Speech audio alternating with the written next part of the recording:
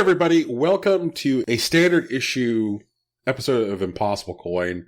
This week we will go through what we've been playing, the news, we'll go through what's new on Steam today, etc., our various standard businesses. You know what, Brad? It's too late for that, okay? This is war this week, and we're in the middle of the Game of the Year conversation. We have big categories. This could be a lot of conflict. We got to figure out what the biggest surprise was this year presented by Hideo Kojima. There's also biggest disappointment presented by Fallout 76. Tetris Effect presents most satisfying mechanics, best story, and best moment. Don't get me wrong, best moment, while it has possibly the shortest title, second shortest title, it definitely the longest category that we have here. It goes from A to double O for some fucking reason. So pick up your knife, Brian. It goes from A to boobies. A to boobies. A to titties. Tickle bitties. Oh, man, I'm in. So, who is it? Person who just called me out? Oh, yeah, this is Rocky Hardy. You know, your worst nightmare. Owner of the Blood Price. Let's go. For some reason, talking about nutrients relevant to tequila. Yeah, tequila nutrients. That's where we started. There are none. No nutrients in tequila. There are zero nutrients. Tequila, Tegan. And who brought it back to titties? Tegan! The only one on here with titties. Amazing. Wow. Quality. Tegan what? Oh, Tegan Somerset. I forgot I have a whole name. She said reluctantly. I got a whole name. Okay. Our first category is Hideo Kojima presents biggest surprise. That motherfucker is always up to some goofiness. Our nominees in this category are A Way Out, Mirror, Super Mario Party, The Awesome Adventures of Captain Spirit, Subara City, Fortnite, Old School Musical, Mega Man 11, Monster Hunter World, and Tetris Effect. I think this category is going to be a low-key surprise bloodbath. Who would like first slice? I'll do it. Okay. I'm gonna cut Fortnite. I second this. That's fine. Like, if you were one of the people previously who got Save the World mode, you knew it was cool. It's just other people are like, oh yeah, this game's cool now. It's like, yep. I'm not surprised. I mean, like, I'm surprised at how much, like, Battle Royale Fortnite caught on, but I'm not surprised that people are enjoying it. I think that the surprise associated with Fortnite is more extrinsic versus intrinsic to the game. Like, I am surprised that Fortnite appears to be its own fucking economy. Oh, yeah. You know, I'm surprised that Ninja was in Times Square making people floss on New Year's Eve. Like, that shit all surprises me, but Fortnite itself doesn't surprise me. Right. It's the world around Fortnite, not Fortnite. Exactly. So, I think it's a good call, Tegan. Congratulations on getting the easy one. Yay! That's why I went first. Who's next? You're next. All right. I would like to cut Super Mario Party. What? Why? Super Mario Party is bad, as are all previous Mario Party games. Therefore, not a surprise because it's. I'm absolutely offended. I'm 100% I was gonna let you have that one. I really was, until you decided to disparage this perfectly fine game. So I'm going to ask that you cut Mega Man 11 before you cut Super Mario Party. I disagree on the following grounds. It's a Mega Man game? That is not the grounds. Are you sure? Because that's why you want to discard Mario Party. No. Mega Man games have, depending on who you ask, not been good since 6, or if you talk to the really hardcore, haven't been good since 4. And we're starting to talk about the fucking Nintendo at this point. Like, we're talking about NES Mega Man games. Now, this isn't the Mega Man X series. This is the core Mega Man series. The core Mega Man series has been in a position where it's either, like, if it's been acceptable, it's been dull, repetitive, and unimaginative. And if it's been unacceptable, it's been just outright bad. Like Mega Man 8 was. The one that was on the Saturn and the PS1. So I don't think anybody expected a Capcom, which has not published a core Mega Man game for years, to put out a good Mega Man game. The odds were stacked against them, especially considering how many of the original development teams for Mega Man had either retired or moved on. And this comes on the heels of, like, Mighty Number 9, which had the benefit of, having Inafune on it, couldn't even make a good fucking game. Like, that's a trash pile. So, like, what is Capcom gonna do with, like, new staff? Like, how are they going to deliver a good game? Like, the odds were stacked against Mega Man 11. Mega Man 11 should have been a bad game. That's my argument. Super Mario Party is just more Mario Party. It's fun Mario Party. Yes, but this is the biggest surprise.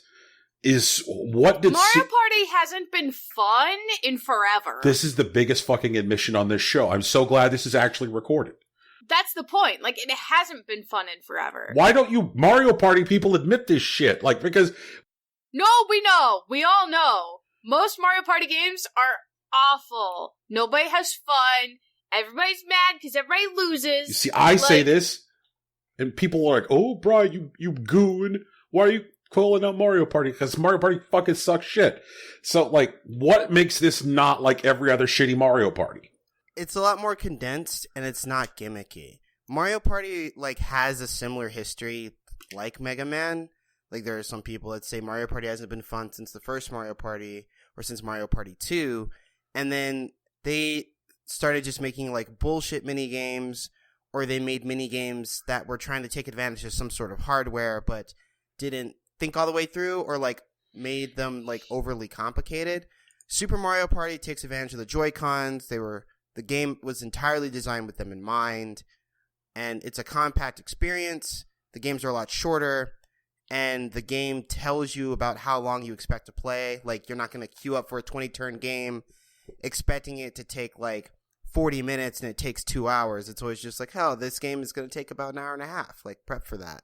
Or you can play much smaller, like, game modes with a bunch of people that can go on, like, 10 minutes at a time.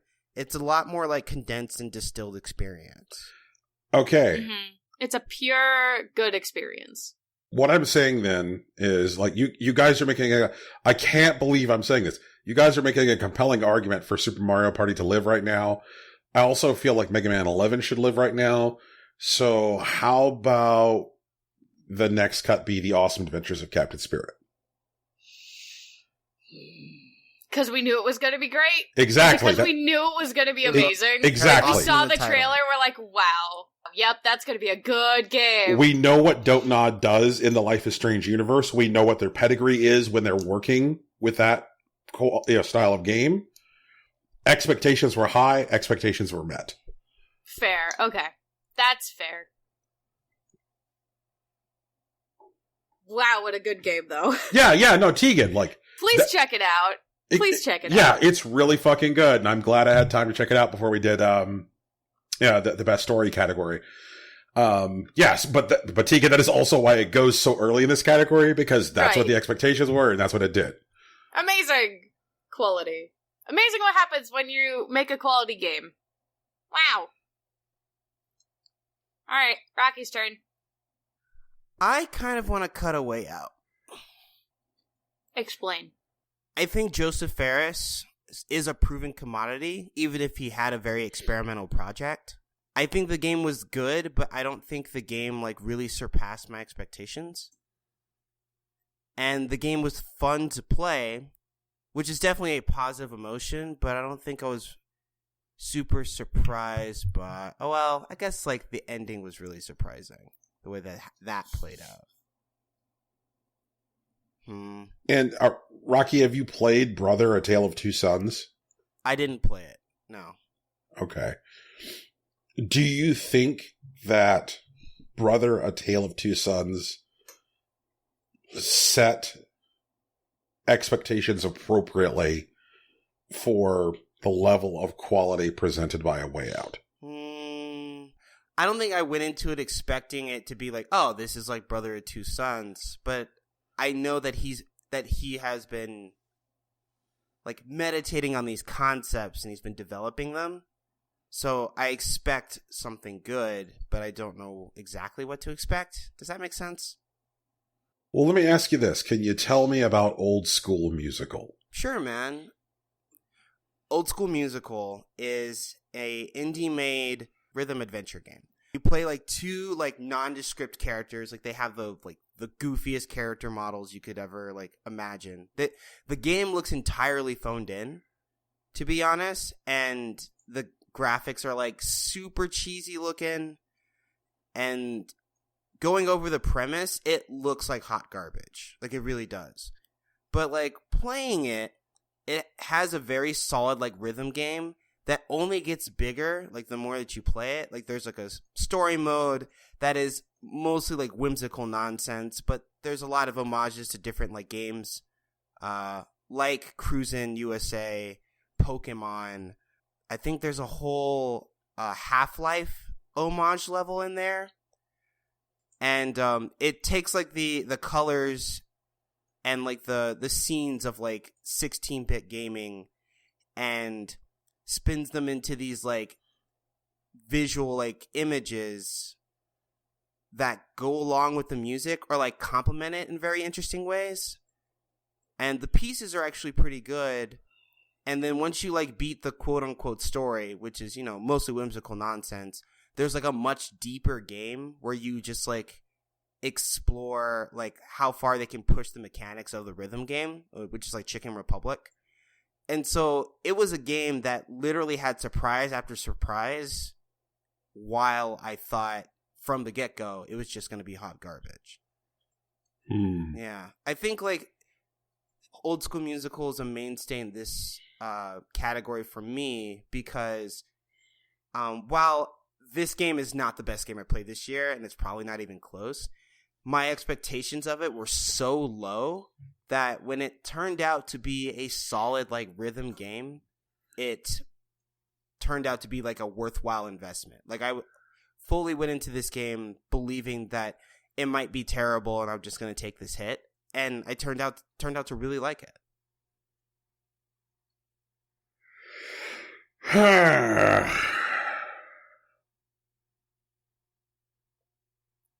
Damn it. And I'm assuming that is similar to the argument for Subara City. Yes. But what I should say for Subara City is that I didn't actually pay for it because I just used like Nintendo coins. Like I think the amount of coins that I accumulated from Super Mario Odyssey, Dandara, and like Aegis Defenders was enough to afford me Subara City on coins alone. Huh. Maybe I would have different feelings about it if I actually paid the $5 to get it.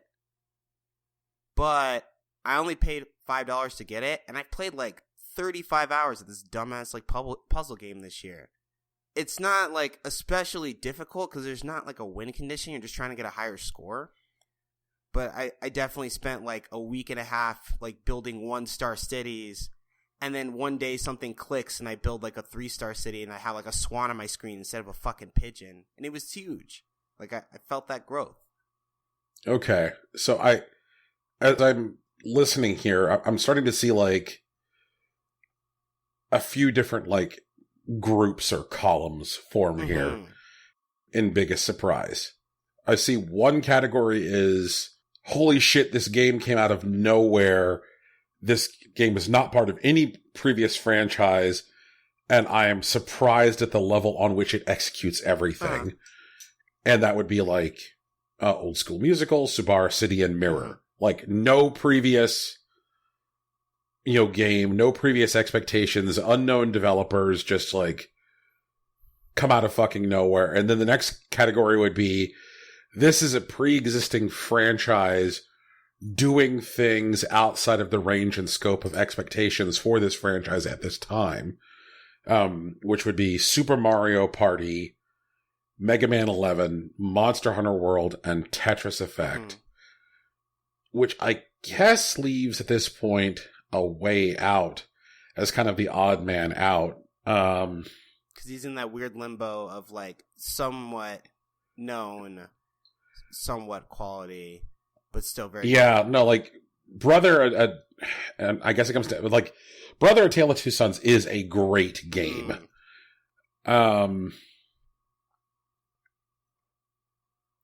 But like A Way Out had some like weird stuff stacked against it too, like this insistence that the game could only be played with 2 players. There was no way to do it single player, which now that we've done it, we understand like that's absolutely critical to the experience. It has to be a 2-player game. Right. The fact that it was being published by EA and that EA managed to not fuck it up. That is a big deal. It's a huge win for them. A win for us, I guess. Yeah. Tegan, what do you think right now?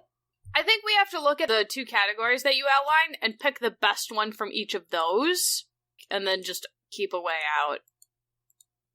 Because, like, wow, really, EA did not fuck it up. And they have fucked up so much! You know? I mean, there's a lot of, like, really surprising ways that, like, A Way Out manipulates user experience, and I feel like it would be a shame if A Way Out got lost in the shuffle. But I also don't want to create 2 subcategories here. Because I don't think they're 2 subcategories. I think they're just the best of 2 separate experiences. Yeah, they're different kinds of surprise. Yeah, they're different kinds of surprise. But I think one of each should be in our top 3 to represent the different kinds of surprises we received this year. Okay. What are your thoughts, Araki? Like, this category is more challenging than I anticipated it. I know. Apparently, yeah. I told you. Okay, I'm willing to allow you to cut Super Mario Party. I will cut Subaru City to try to narrow down those 2 categories a bit more, but it's only going to get messier from there. That's true. There was a really compelling argument made for Super Mario Party, man. So, like, I'm not sure. When I hear acknowledgement that Super Mario Party has been fundamentally not fun for years, that seems like grounds for further discussion. I mean, we all know. We're just in denial. Well, like, I guess, like, I'm leaning closer to Tegan's, like, strategy. Distilling down those 2 different kinds of surprise to, like, the purest forms. And I think the weaker examples are Super Mario Party and Subaru City. Right. Yeah. Okay. I think that's fair also. Okay. All right. Once again, we stress, if a game made this list, it's a good game. Please check it out. And in some way surprised us. So Tegan's actually your cut next. But these aren't negative surprises. These are positive surprises. Yeah, we're going to talk about negative surprises next. Yep. I'm going to cut. Oh. Yeah, sorry, Teeks. Yeah, thanks. I hate everything. I'm gonna cut.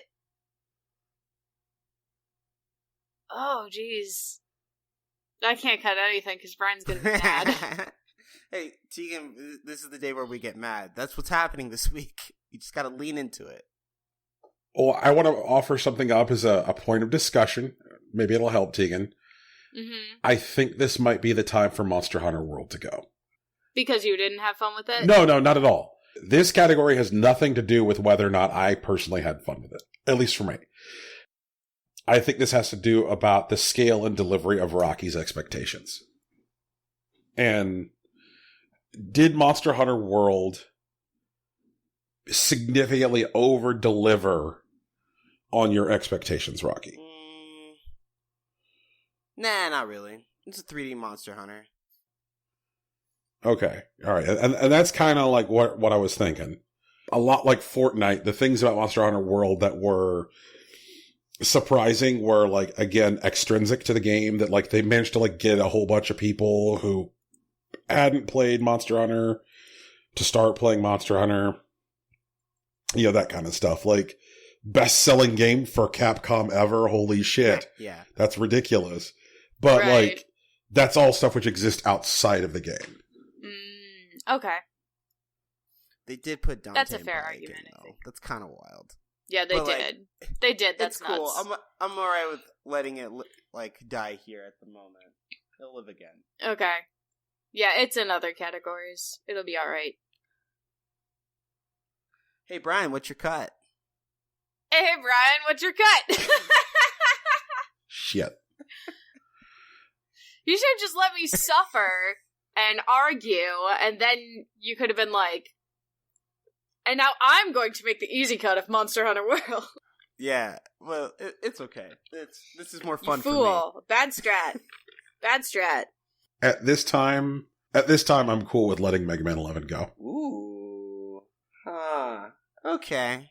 When I think about, like, the scale of surprise of Mega Man 11 and, like, the amount of time since Mega Man has been that good versus the amount of time since Tetris has been this good.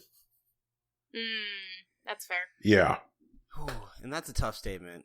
Because, I mean, it's how Yeah. Tetris was this good. Because Tetris has always been good. Like, holy shit. Yeah, Tetris is always good, but like, wow. Yeah. This Tetris. Fucking Tetris effect. Rocky, if you have not gotten on that shit yet, like, what Dude, the I fuck? know. Don't do this right now. We have things to do, man. Okay. I know. I'm just saying. I want to try to cut a way out. Let me rephrase. I nominate A Way Out to be cut. I feel like I'm playing that part of 1-2 Switch where like the marbles are in the Joy-Con and you're like rolling it around. Like rolling around the marbles in my head. Just like, It's my second favorite minigame in 1-2 Switch. My favorite minigame is trading the game head. Oh, wow. Oh. I thought you were going to say milking the cow. That was a I was fun going to one. say, like, the shootout one. Like, I just wish it was longer somehow. But, like, the shootout's cool. Yeah. The wizard game was neat too. True. That's not part of this conversation though. Brian, what do you want to do here, man? Rocky, how committed are you to this old school I'm musical? pretty committed, dude. I was real surprised. I thought I lost like $15, like dead ass, and I didn't. Turns out it was amazing. Had a great time. Do you mean so? Like the main game took me like maybe about 8 hours to clear, right? Okay. Chicken Republic. I've put like 25 hours in Chicken Republic, and I'm not even done yet. Not even halfway done. They put a whole second game at the end of my first game, and it's so much deeper than the first one. Dude, they fucked me up, dude. I had no defense. No idea. How much would you have paid for that experience, Rocky? For the entire game? If I knew exactly what Old School Musical was, I would have easily paid $30 for it. Okay. So you got twice the amount of enjoyment out of what you paid for. And like, I sincerely thought that I was being tricked to paying $15 for like a $5 game. It turns out I got a $30 game instead. I think at this point I'm willing to go along with A Way Out. Okay. Tegan? Then we got our winners. That's it. We're done. No. There's one part left, Tegan. Oh, the part where we actually decide, like, which is the best game? So the biggest surprise. Ah. Because, I mean, if it was about, like, which game is the best... Oh, the three that we have, which are Mirror, Old School Musical, and Tetris Effect. If we had to pick the best game, we'd have to say Tetris Effect. Like, our hands would actually be tied. But because we're talking about the game that surprised us the most, it's more of a question of, like, internal scale, not external. Gotcha. Brian, I think I know a bit of the story about Mirror. You know, it was a $2 game, match 3 puzzler dating sim that you had a lot of fun with this year. How much of that was simply surprise? I don't think that we can diminish the value of surprise, considering that that's what this category is all about. Okay, I'm not doing that. Just asking a question. It was a $2 erotic hentai match 3 puzzler that I purchased when it was on sale for 80 cents. It is easily like one of my top 3 games of the year. But also, the reason I bought Mirror is there was like this amazing buzz around it. I bought Mirror because, like, you know, when I went to Steam, it had amassed like a ridiculous number of reviews, you know, for what the game was. And that the reviews were like overwhelmingly positive. And then I read an article on Kotaku about how this game was this incredible low-key surprise and that people should make time for Mirror. So I got into this game because I expected it to be good, but there's definitely a component of me that expected people to be engaging in hyperbolic bullshit just because they like titties. Sure. Yeah, that makes sense. So when it, like, delivered... So you're like, for 80 cents, I'll try out this titty game everyone's talking about, but it's gonna be mostly about the titties, isn't it? And then you were like, fuck, it ain't about all them titties. It's about the women underneath them. I should underline here, this game is big on the titties. I'm just saying that, like, it also... Yeah, the titties are ridiculous. Like, I looked at the pictures. But this game does deliver, like, the full package. Like, it's the real deal, Holyfield. That's cool, man. Doesn't Titties make plus. you deliver the whole package. Jesus, Tegan.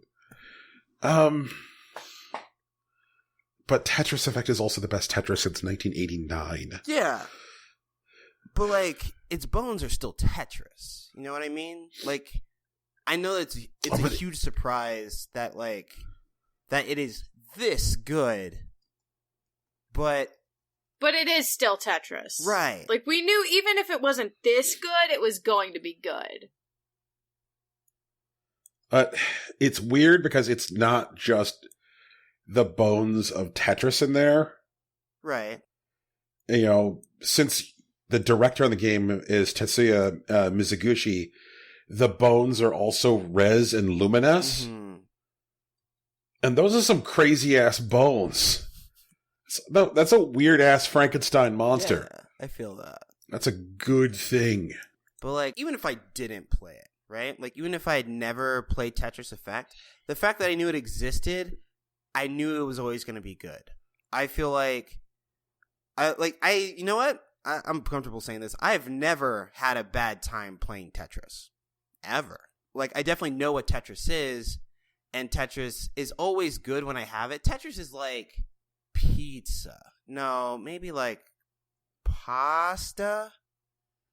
No, it's pizza. It's definitely like pizza. Like, even like if you play Tetris like at a bowling alley, like it's still not it could have a bunch of janky bullshit going on in the background, but it's still Tetris. It's right. Still, your brain's gonna know what it is. You're probably gonna have a decent time. And then, like, when you have like the best Tetris, like, you know, like the caviar of Tetris or whatever, which is not even what this is. Like, Tetris Effect is still about a step above that. It's incredible. It's one of the most amazing games that people have played in a long time, possibly ever. But it's still Tetris, I think. I'm not sure. I don't think Tetris Effect should win this category, because I knew Tetris was always going to be good. And the fact that it's this good doesn't take away from that. Okay. Why did you buy Old School Musical? There was like a blog post on Gama Sutra that talked about like mashing genres, and I was digging it to see if there was a story. And I read through the thing, and it just like talked about how the game was like really unique. But I looked at screenshots, like, because they were also there, and it's like, this looks kind of weird, but like, I guess it could be cool. Let me see what this is about, because I like rhythm games. And I played it, and it blew my mind. Like, I had no idea.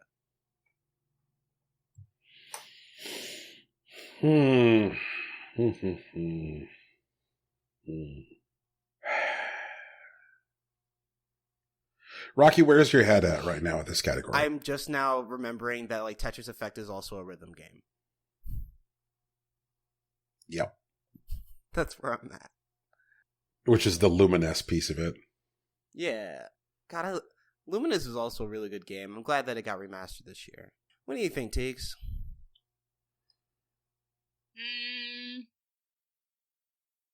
I don't think Tetris Effect needs to win this category. Yeah, that's about it. I don't know. I didn't fuck with the other two games, literally or figuratively.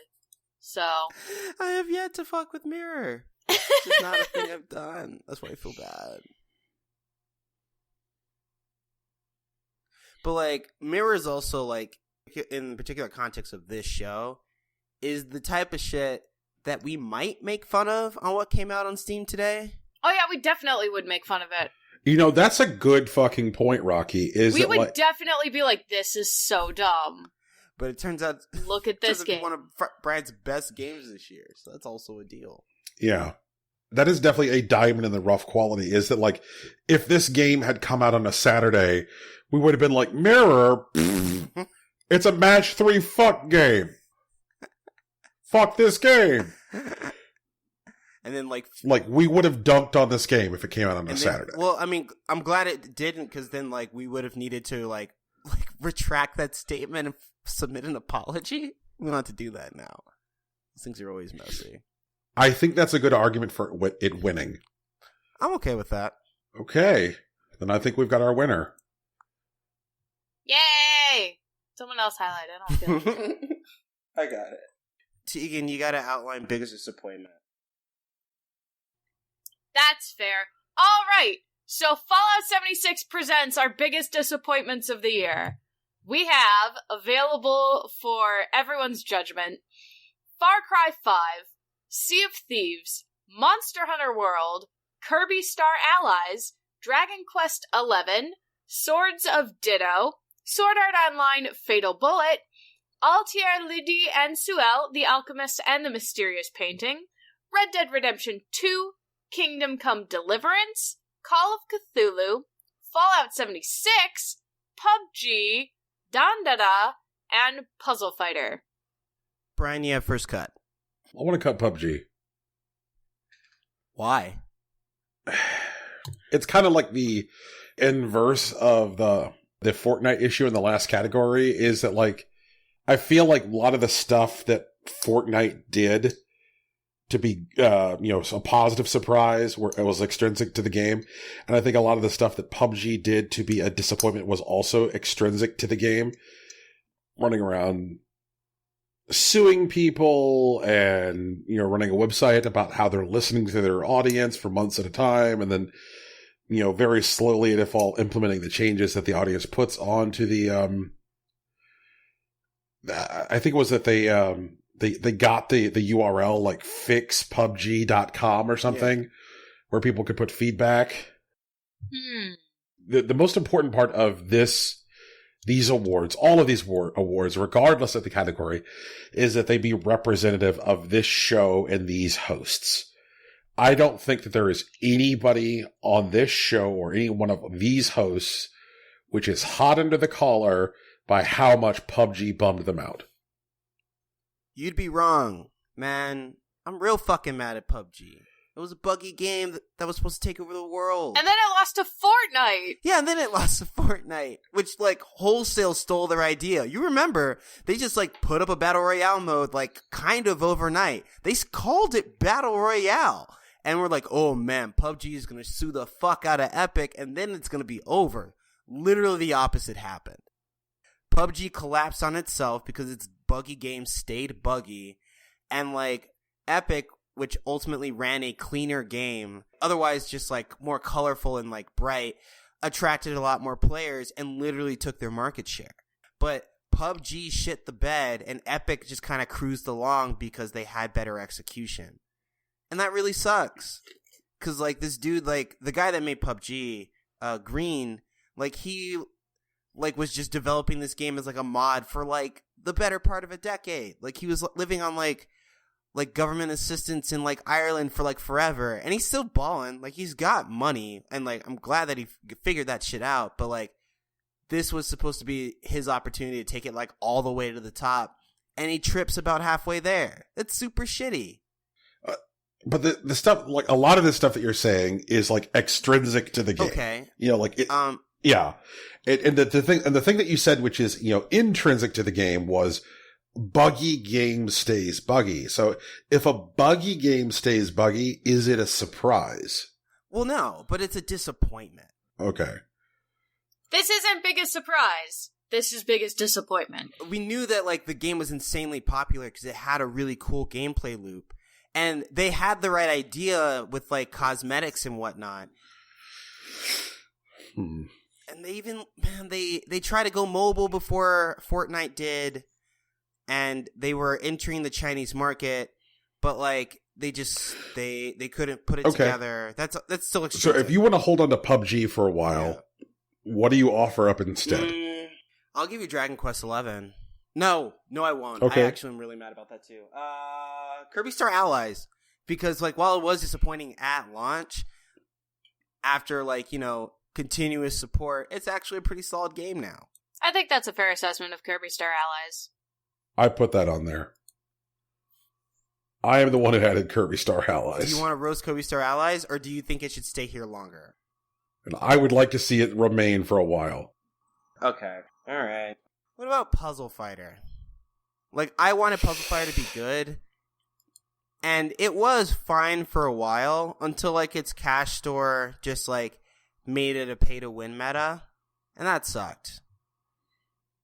But it doesn't hurt me as much as a lot of the things on this. For a lot of reasons. Like, I don't play primarily on mobile. The character models were janky to start with anyways. But, I don't know. Rocky, I don't think that you're old enough to have, like, passionate, happy memories of the release of the first Puzzle Fighter game. I mean, you're probably right about that, but I still played Puzzle Fighter. I played Puzzle Fighter at tournaments, man. Like, I've definitely been a part of the puzzle fighting genre. I picked up Puyo Puyo Tetris because I missed Puzzle Fighter. And I feel like Puzzle Fighter is kind of like the inverse of Mega Man 11. Because it's specifically Capcom. Mm-hmm. They say like, okay, look, we're putting out a new Puzzle Fighter game. People are like, okay, all right. We'd like for there to be a good Puzzle Fighter. And they're like, and we're putting it on mobile. And it's like, well, a touch interface actually makes perfect sense for Puzzle Fighter. So that's really cool. This is a franchise that could translate well to mobile, legitimately. And they're like, oh, and we fucked it up in every possible way. The art is terrible. It's pay to win. The music is shit. The online connectivity, like, it loses connection to servers and just, like, randomly disconnects you all the time. And then they just, like, literally discontinue the game. Like, you can't even launch the app anymore. So if you had dumped a bunch of money in there, it's just gone. You get told straight up, fuck off. Your game doesn't even exist anymore. That could have gone in most reprehensible business practice. Damn. Oh well. What about Sea of Thieves? Rocky, are you just trying to hold on to all the ones you put on here right now? No, you're the one. I offered Puzzle Fighter. You said no. How disappointed are we by Call of Cthulhu? I didn't play it. I can't speak to it. Yeah. Tegan? Alex is pretty disappointed. But it wasn't as scary as it was supposed to be. It was more just kind of weird and pretty repetitive. And it was supposed to be like, the horror game of the year. And it was just, not particularly scary. Not particularly driven. Just kind of like, oh no, oh well. So like compared to hype before game to actual game release, the disparity is large. I get that. How stoked were you prior to release? I mean, I was fully prepared to not be able to be in the same area of like half of the house while it was on. I was fully prepared to have to like text him and be like, can you bring me food? I'm hungry. And instead I was just like, wait, the what's doing what now? That looks dumb. I'm like disappointed by proxy more than anything else. So I'm okay with cutting it. Okay. All right. Cut. That is a cut. All right. Now it's my turn? No, Brian tried to cut PUBG. Oh, okay, so it's your turn. Brian, what's the deal with Swords of Ditto? Swords of Ditto promised to me that it was made up of the DNA of Four Swords Adventure and Adventure Time. And then it wasn't made of either of those things? And then it was made of neither of those things. It is, in fact, a boring fucking procedural roguelike, which is overly punishing and has no good tools for, like, making that experience more fun.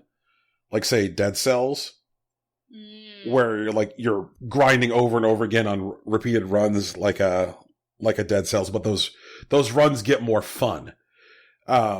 Swords of Ditto, those runs get more irritating, and you're just like, why did I spend $20 on this fucking game? The art is absolutely great, and just kind of serves to mock you. You're like, this game could have been fantastic. It looks exactly like what was promised to me. It just fails to deliver in any kind of way on that spirit. It's an unfun game, which is joyless in narrative, set in a drab but yet weirdly colorful world. I fucking hate it.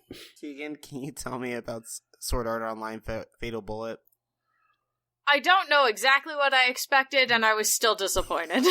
Alright. I thought it was going to be like... Do you remember the Dot Hack games? I do. I thought it was going to be more like that. And it that was like my baseline for like, well, if it's at least like this, I know I'm going to have some amount of fun. Right. And I knew it was a Sword Art Online game when I already know about the Sword Art Online anime. And I was still disappointed.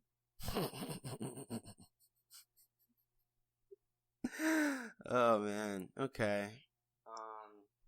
I'd rather cut The Alchemist and the Mysterious Painting because, like, it looked cute and it was just boring.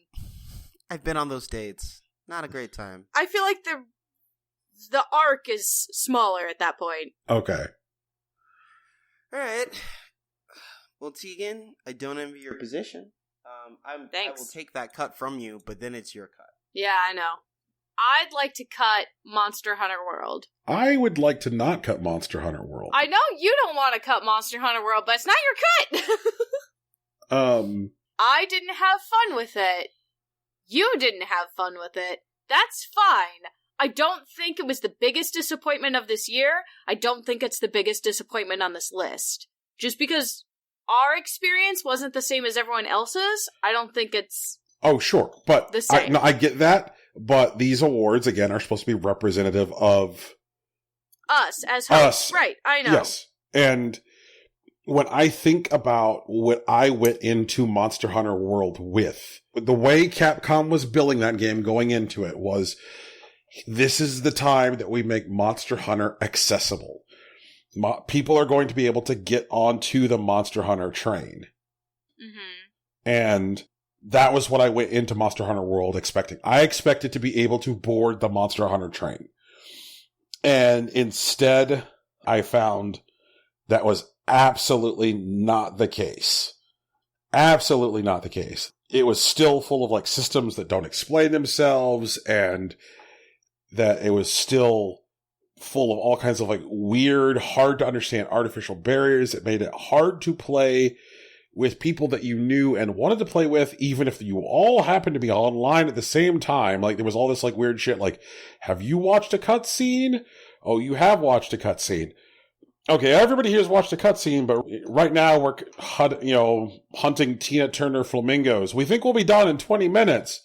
Can you wait 20 minutes? Why don't you go do something while we're hunting Tina Turner flamingos? You're hunting Mick Jagger now? Okay, well, let us know when you're done. We'll go do something else. Like, the game makes it hard. The game actively fights you being able to enjoy it. And it doesn't give tools for experienced players to adequately support. Like, it doesn't allow experienced players to adequately shepherd new players into enjoying the game. One of the coolest things that Hearthstone does, period, is that in Hearthstone, you have the ability to loan a deck to someone. You can be like, hey, I'm going to loan you this deck. Meaning that the person that you're giving the deck to gets a fully assembled deck, regardless of whether or not those cards currently exist in their collection, which gives you an opportunity to teach mechanics and talk strategy to a new player. So you can be like, hey, I want to help onboard you into this game without you even having to like sweat card acquisition or anything. It is a tool for like experienced players and new players to communicate and talk and onboard. Monster Hunter doesn't particularly care about experienced players being able to help onboard new players. And so like Monster Hunter World very quickly became a 2-tier culture. People who had been in Monster Hunter before and the fucked. I was in the latter. Okay. And the I know that fucked. Brian had a particularly bad experience with Monster Hunter, and honestly, I still believe that's my fault, because Monster Hunter World does have tools for that. You can't walk into any fight with anyone because you're locked with your hunter rank. That is definitely true. And they lock certain people out of MSQ fights, like main story quest fights, based on cutscenes. But those fights are infinitely repeatable and explorable in 2 different tools, using expeditions and using investigations. Investigations are targeted hunts where they tell you this is a monster and you have a certain amount of time, you get rewards for doing it, so you can essentially fight monsters, because that's most of what the game is. It's fighting monsters and learning patterns and like how to deal with things. Or you can go in expeditions where you just enter the space, like the desert level or the forest level, and you learn how everything works. You learn where the footholds are, where certain items you can pick up. That way you can build strategies based off the environment, not necessarily what you're fighting. Both those tools exist. I didn't get to get into them a lot with Brian, but that's not because of the way that the game is shaped. It was a convalescence of a bunch of factors. It's not necessarily a defense of like Monster Hunter being cut or not being cut right now. I just wanted to say that those tools do exist. If it's a matter of I need to offer up something else instead of Monster Hunter World right now, then like, fine, fuck it, cut Puzzle Fighter. Monster Hunter World stays right now. That game made me feel bad. Oh, we don't want you to feel bad. How about instead we cut Kingdom Come Deliverance? I'm cool with that. Bad game made by like racist QAnons? Yeah. Yeah, basically just eh. It wasn't surprising at all. Wow, this game's bad. Oh, it's made by a bunch of racists? Okay. Oh, man. Man, you know what? Fuck Kingdom Come Deliverance. Like, what a bunch of assholes. Fuck that guy. Fuck those guys. I hope they step on nails.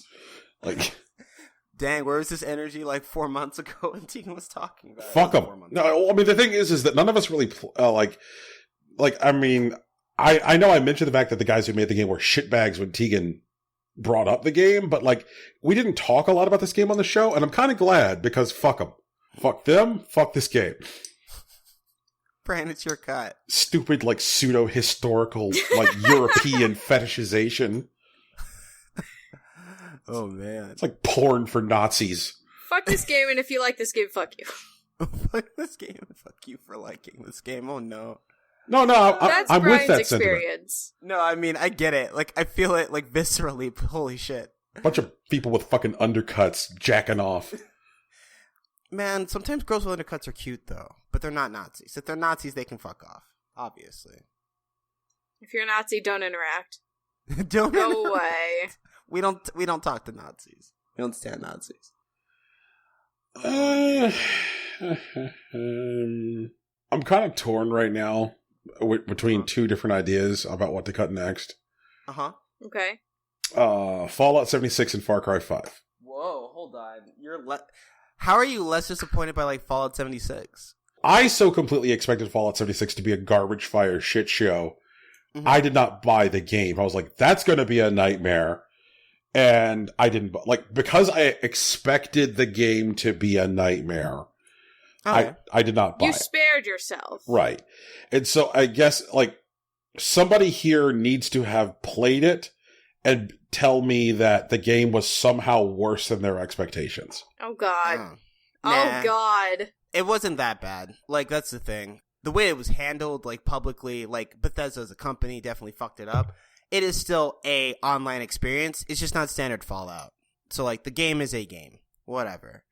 But, like, Far Cry 5 is, like, dead-ass a disappointment. I would rather you cut Fallout 76 at this juncture. Okay. I have multiple issues with Fallout 76. I'm mad. I'm hurt. I was lied to on several fronts. Yeah. I did not receive my promised things. I spent way too much money for what I actually got. Bullshit. 100% bullshit. But this is not the canvas bag category, Tegan. Why isn't it the canvas bag category? The canvas bag is extrinsic to the game. I was promised a canvas bag. And I did not get one, although I did get a very cool helmet. Take me home. But Jesus. Country road. Yeah, and every time I hear that, I do still sing along, because I can't help it anymore. I do kind of want to mention at this juncture that nuclear weapons have not worked in Fallout 76 since New Year's Day. Right, exactly. Oh, yeah. Yep. Because they took them out, because it's fucking bullshit. You know, people, like, they're figuring out, like, the keys without actually finding them in the game? Yep. And it's just like, fuck. It's bullshit. There's so much extra bullshit that we did not need in any of this. But whatever. Fine, you want to cut it, cut it. Jesus. Tegan, we're just saying that we expected it to be on fire and made of bubonic plague, and it was on fire and made of bubonic plague. God. In that respect, it lived into our expectations.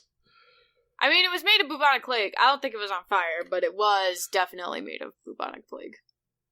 Get that out of here. Can we cut Kirby Star Allies now? I think we can cut Kirby Star Allies now. Brian? Of the games remaining. Of the games remaining, I think that it is probably, like, committed the smallest sin. Congratulations to Kirby Star Allies. Kirby Star Allies is a game where you can walk to the right and mysteriously win. Yeah. That sounds like a Kirby game. It sounds like a Kirby game to me. There were points where I put the controller down and was still winning. Yay!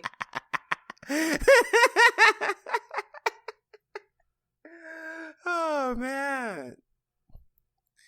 I'm not kidding, guys. Like, No, I know. I know. Like, but, like, that's... like, because Kirby Star Allies, like, I know, like, you can play it single player, like, with AIs or whatever. But, like, those AIs were, like, ultimately designed to, like, be people. So that, like, if, like, one person put down the controller, like, you don't need all four people, even, like, remotely focused at the screen. They could just kind of do some shit and the thing dies. But, like, the way Kirby Star Allies works is that, like, whenever you put the fucking... the voodoo on, you know, NPCs to follow you, those NPCs become, like, stone cold killers who kill That's with... because they're being controlled by Kirby. That's what he does. Yeah, Kirby's a murderer. I mean, that shit is unerring precision. Like, they murder. They murder hard. You're just like, Jesus. Have you never played a Kirby game? It's so much fun. Kirby It's murders fun. hard. But, like, oh, man. Okay. But... Kirby Star Allies. So what's that? Is that Sloth? Okay. Changing it to your cut. I'd like to cut Sea of Thieves from the remaining list. Well, Sea of Thieves created for me the only time I got called the N-word this year. The only time? Yes. Were you fucking with people? No. No, it's just like the internet. Like Brian doesn't like the internet. He doesn't bounce into those spheres. Sea of Thieves is one of those spheres, man. I was on a boat. I was sailing along, eating bananas, having a good time. And a guy sailed up alongside, sank my boat, killed me, yelling the N-word repeatedly. And I'm sure you guys understand how the respawning mechanics work in Sea of Thieves. My boat hadn't yet fully sunk, and so I respawned on my sinking boat, which he had jumped aboard, and he shot me repeatedly with his blunderbuss while continuing to yell the N-word. they fix that respawn mechanic. But that doesn't sound like a great time. It really doesn't. There was another time I was like, I'll go get a treasure chest. And a guy ran up to me. Sunk your boat. And Called you the N-word. No. This one called me a fucking... Took a shit. He called me a fucking bag. I don't even know what that means. A bag? He's like, you fucking bag? I'm like, wait, what? And I'm like... He just kills you. Like what? Like a satchel? Like Yes. Like a plastic bag. Yeah. And like Sea of Blowing in the Thieves wind. just became this like weird magnet for like when I saw like what Sea of Thieves looked like and like this fun, colorful, playful space, which like looked like this big sandbox for people who liked happiness. I was like, look at all these bright, like it reminded me of what like Rare's work looked like when they were owned by Nintendo. And I was like, man, like this looks like so much fun. This looks like a place for people to go like sail together and have a good time. And this looks so neat. And then when it just became like super griefing the game, I was like, man, fuck this video game. Like, I can't believe that like I have just paid $60 to be abused. To be abused. Like the speed from install to uninstall was pretty fast on Sea of Thieves, and it was a sad day too, man. That was one of those. It was one of the games that I bought digitally because I'm like, you know what? I don't want to have Sea of Thieves on a disc because I don't want to have to get up to put in the Sea of Thieves disc because I want to play Sea of Thieves so much it'd have to suck to put in the disc every time. I'm going to buy it digitally. I was wrong. People out there with their fucking racist cannons and like weird hostility. Like, it's a bad place.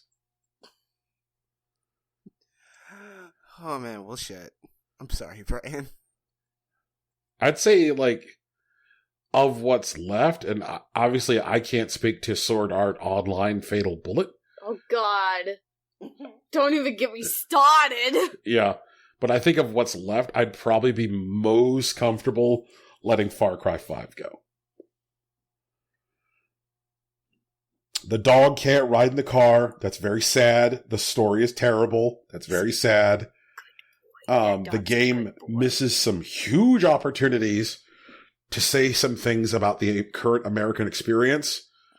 But I think the scale of expectation to salt that Far Cry 5, lower. Yeah, like That's fair. Yeah, Far Cry 5 is like eating fruit stripe gum versus like eating a mouthful of shit. Damn. I'm cool with Far Cry 5. It's dumb. Cool. It's lots of dumb. But, alrighty. So we're down to Sea of Thieves, Monster Hunter World, Dragon Quest XI, Swords of Ditto, Sword Art Online Fatal Bullet, Red Dead Redemption 2, PUBG, Dandara, and Puzzle Fighter.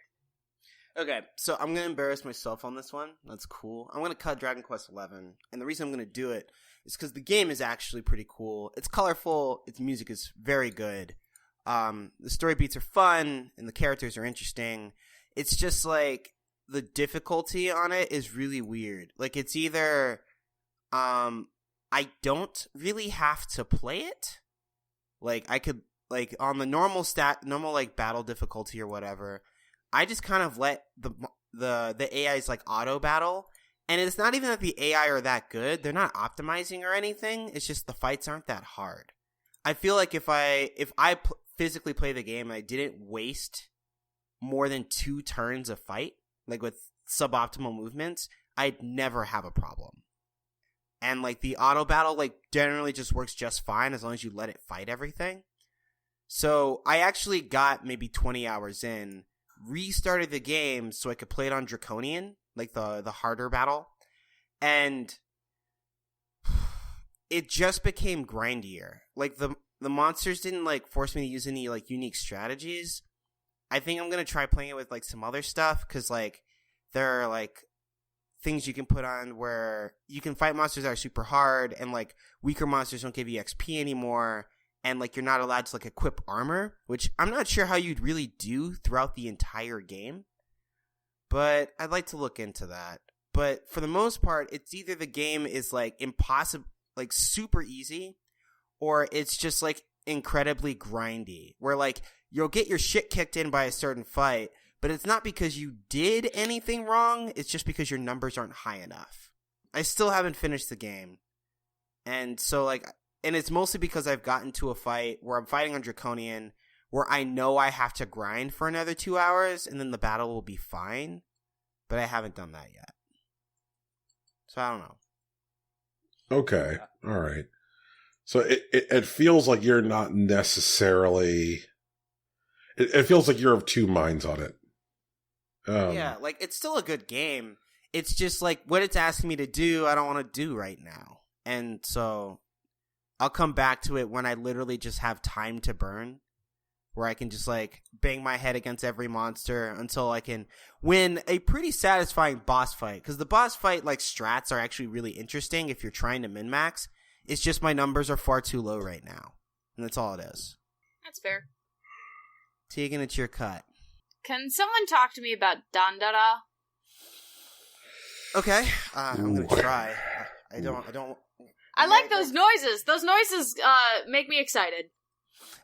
So Dandara is a very artsy sort of platformery game. Uh-huh.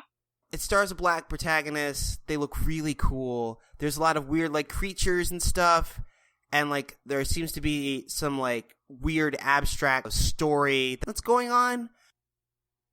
The movement in the game is, while it's still a platformer, you don't have a standard movement system. Instead of like walking places, you can only like jump onto various surfaces. The trade-offs that you can jump onto walls or like ceilings and stuff. For the most part, the fights are pretty tough because like there isn't a lot of room for error. Usually you can only get hit somewhere between like 4 to 6 times early on. But you have an upgradable system, so like you generally want to like build more health or like get really good at dodging. And so like it seems to have like a pretty high like early skill ceiling with like an unorthodox movement system. Mm-hmm. And when you die, like you go back to like a save point. You know what it is? It's kind of like the Dark Souls of platformers. No. At least it's early game, man. It's a high skill ceiling, and then once you figure it out, apparently it gets a lot smoother. There isn't a lot to customize, at least from what I can tell. But the story seems neat, and there's like weird characters to talk to, and the jumping puzzles are pretty cool when you figure them out. But like if you die at some place, like you can end up losing anywhere from like 5 minutes to an hour and a half of progress because save spots aren't like ubiquitous. It's pretty rough. I've tried to dive back into it maybe like 3 times now. No, 5 times now. And I haven't got past the first like 3.5 hours. I've beaten maybe 2 bosses. And whenever I beat a boss, it's not like, cool, I did that. It's more like, well, that's over. What's next?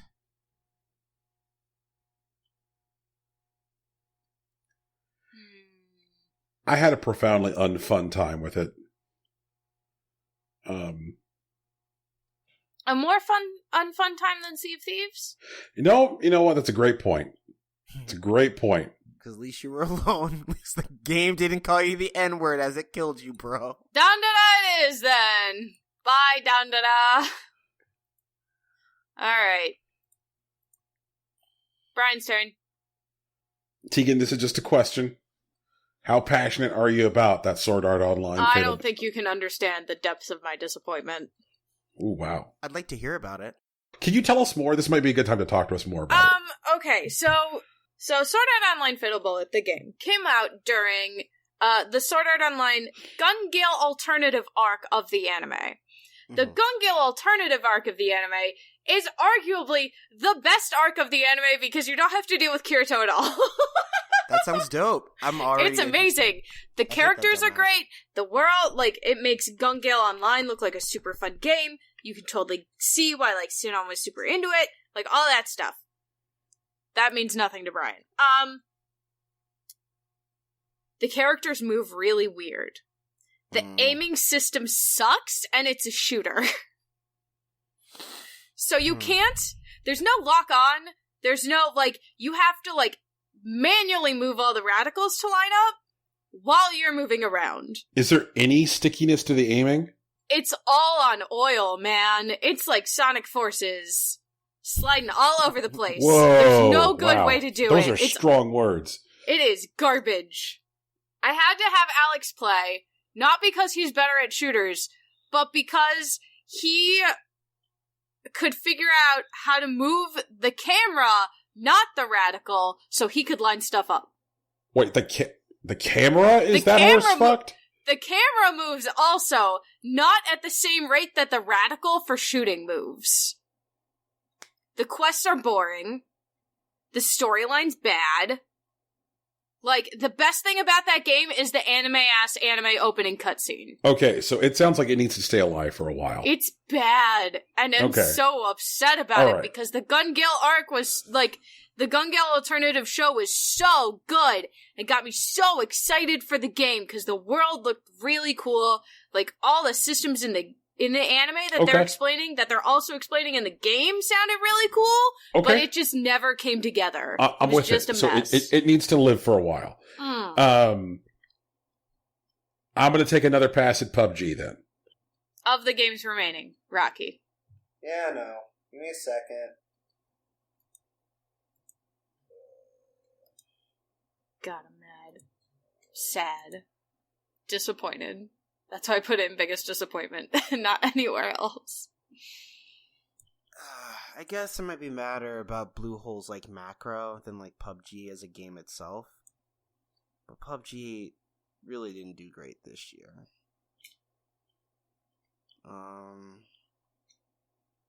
I'd like to offer you Puzzle Fighter instead. I will accept it on the grounds that please know that PUBG will be my next cut when it comes back around to me. Sure. Alrighty, so we're down to Sea of Thieves, Monster Hunter World, Swords of Ditto, Sword Art Online, Red Dead Redemption 2, and PUBG. Mm-hmm. I want to cut Swords of Ditto. I'm with it. Yeah. Swords of Ditto didn't call you the N-word. It's, that's true. Yes.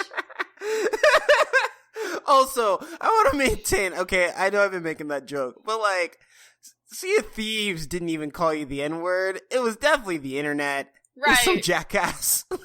But I guess the problem is that, like, the internet is integral to the play experience. Like, when you create a game where the main thrust of the game, at least upon launch, is here is a sandbox for sweet summer children to play, and then you do nothing to keep knife-wielding psychopaths out.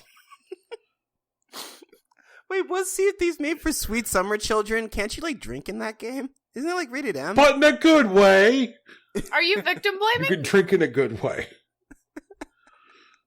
I'm not saying it's a bad thing. I'm just saying, like, I don't know about sweet summer children, man. You can eat bananas with the skin on. It's fun.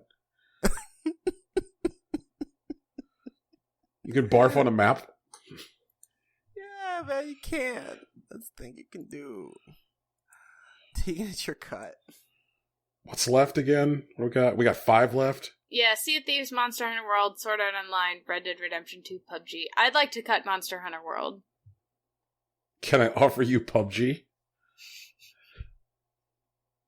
It's not your cut. Yeah, I don't think so. Like, I understand Monster Hunter World was a deeply unfun experience.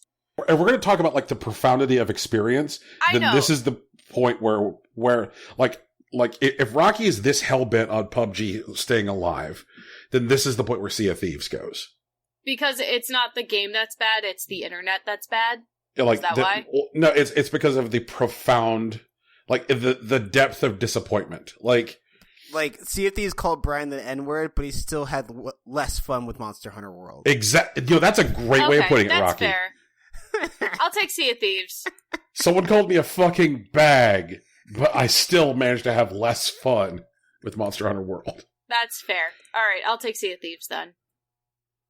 Alright, Brian, it's your cut. Fucking PUBG. Sure, man, you can have it. It's gone. Alrighty, and with that we have our top 3. Monster Hunter World, Sword Art Online, Fatal Bullet, and Red Dead Redemption 2. I like how nobody even tried to cut Red Dead Redemption 2 because that shit was pretty much protected in this category. God, Tegan, I got a plan. 2 epilogues is too many epilogues. 2 epilogues is too many epilogues, and the epilogues you play as literally the most boring person who does the most boring shit. Please. Please, why? That's just a review. Too many epilogues. The most fun in this game were the glitches, and those were not supposed to be in the game. They spent so long in this game, and why are the glitches so bad? We talked about my wagon wheel clipping through the surface of the fucking earth, right? Right, Yeah, I'm talking about when you're trying to set up camp and somebody starts rolling around on the ground, and then everyone's rolling around on the ground. You can't continue the cut scene because everybody's rolling around on the ground, can't go where they're supposed to be. I like when you go back to a quest giver to turn in your shitty, boring quest, which you hated doing, but you can't turn in the quest because the quest giver is, for some reason, floating 30 feet in the fucking air. Yep. I like infinitely spawning dead horses. Yep. That's a good one. I like your horse just walking along and then, like, tripping on the world's biggest invisible boulder and going flying, killing it, killing you. I like polishing my fucking gun for hours at a time when it does nothing. Nothing. I like NPCs accidentally walking into town and then I get a $40 bounty on me. Yep. That's nice. Fuck this game. Fuck this stupid video game. This game wins. This game's wow. Wow. Fuck it. Somebody is gonna be real mad that we're making this our biggest disappointing game of the year, but like, wow! I hated Red Dead Redemption 2 so much, it trumped my disappointment of Monster Hunter World. I'm just saying. Well, that was fun. I had a good time. The glitches were the only good part of that game. Except when they weren't. Stand by that. Man. They didn't even have a banger like Country Road. Wait, they had that. Wait, that Australian song, that was just a meme. That's not. Yeah, that's just a meme. Damn it. They did have the screaming cowboy to hype it up, though. You know, over the mountains. Like, that was a True. good hype idea, and then, like, eh. Mm. Eh. Mm. Alright. Okay, so guys, we get to leave that stuff behind. You know, just like shake it off. We got some good things to talk about. Tetris Effect is presenting the year's most satisfying mechanics. Our nominees are Goa Goa, Donut County, Into the Breach, Spider-Man, Celeste, Hitman 2, Vampire, Wizard of Legend, Monster Hunter World, Moonlighter, Dead Cells, Minute, Mirror, Yoku's Island Express, Pokemon Let's Go, Part-Time UFO, and Octopath Traveler. This category is so named Tetris Effect Presents because, once again, if you're talking about just core mechanics and you allow Tetris Effect to even be entered into the conversation, we feel like it would automatically win. Because it's been using the same mechanics for fucking 30 years or whatever. 3,000 years. Tetris is older than time itself. We have automatically removed it from consideration in honor of the fact that it is unassailable. So let's talk about the games that feel good. None of these games called you the N-word. All of these games, like, gave you cocoa and good times. Well, not most all of of them. But, like, they told me if I was hungry, go cook in the kitchen, and I learned how to cook. Sometimes it happened. Wait, really? Yeah. What game told you to do that? Monster Hunter. Oh. Wizard of Legend also told me to go cook. You know, it gave me a bunch of tools, bunch of things to fuck around with. And you sit down and you play with some stuff, and hey, I got something that works. And the game's like, oh, that's cute. And it's like, well, I guess it didn't work that good. And well, one of these games let me poison a blueberry muffin. Oh, shit. Yeah, true. Tasty. Okay. Actually, who gets first cut on this one? Rocky does. Oh, shit, really? Rocky hasn't had first cut yet. It's Rocky's turn. Brian, tell me about the mechanics in Part-Time UFO. Part-Time UFO is a combination of, like, two different, like, simple game mechanics. One is object stacking, like unstable object stacking, like a la Jenga. And then the other one is like a classic, like arcade amusement, like a UFO catcher, like the Sega UFO catchers. Mm-hmm.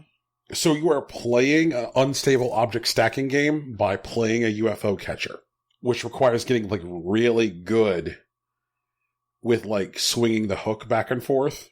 It becomes like harder and harder. And the way you can advance through the levels is you have to get a certain rank on each level in order to unlock new levels, which means like if you just squeak by on a level, it might not be good enough to unlock the next level, which requires going back and playing it again and getting better at it. Part-time UFO is one of those things that like feels good to play well. Like when you finish a level and you don't squeak by and you're like, yeah, fucking A, like that was good enough. Like I 3-starred this. This is awesome. It's a game where the sensation of realizing that your results are not the result of luck, it feels real damn good. Tegan, tell me about Vampire. One of the only things Vampire really has going for it is the fact that everything feels good. It feels good when you're biting into the neck of somebody or into the carcass of a rat or something. The punches that you land feel appropriate. The hits that you take feel earned. Like, all of that stuff feels good. And while it's not particularly great, like, in any other category, this is very good for it. So you said that combat is real good, but can you talk a little bit? The combat's smooth without being, like, oily. I know I'm using that a lot. Like, that's what it feels like. Like, the combos are good. The battle system's good. The leveling up's good. Like, it feels good, man. They talked a lot prior to the release about the feeding mechanics in the game. Uh-huh. And, like, how integral the feeding mechanics were. Can you talk a little bit more about those and tell us, did those feeding mechanics feel good? I mean, I felt appropriate, like, whenever you... So, in the game, you can either feed on people or you can feed on the stuff that just happens to live in, 1900s London. So, like, anybody who attacks you, you can feed on without incurring any kind of negative effect. Mm-hmm. As far as, like, your like, level of trust with the local populace or that sort of thing. And that's important. And if you decide to feed on people and you feed on the wrong people, it affects the story of the game. So that's neat. Biting into the neck of, like, a human or a werewolf monster or anything like that feels fundamentally different than the level of disgust that you have when you're ripping into a rat. Or, like, another kind of animal just to, like, get by, sort of.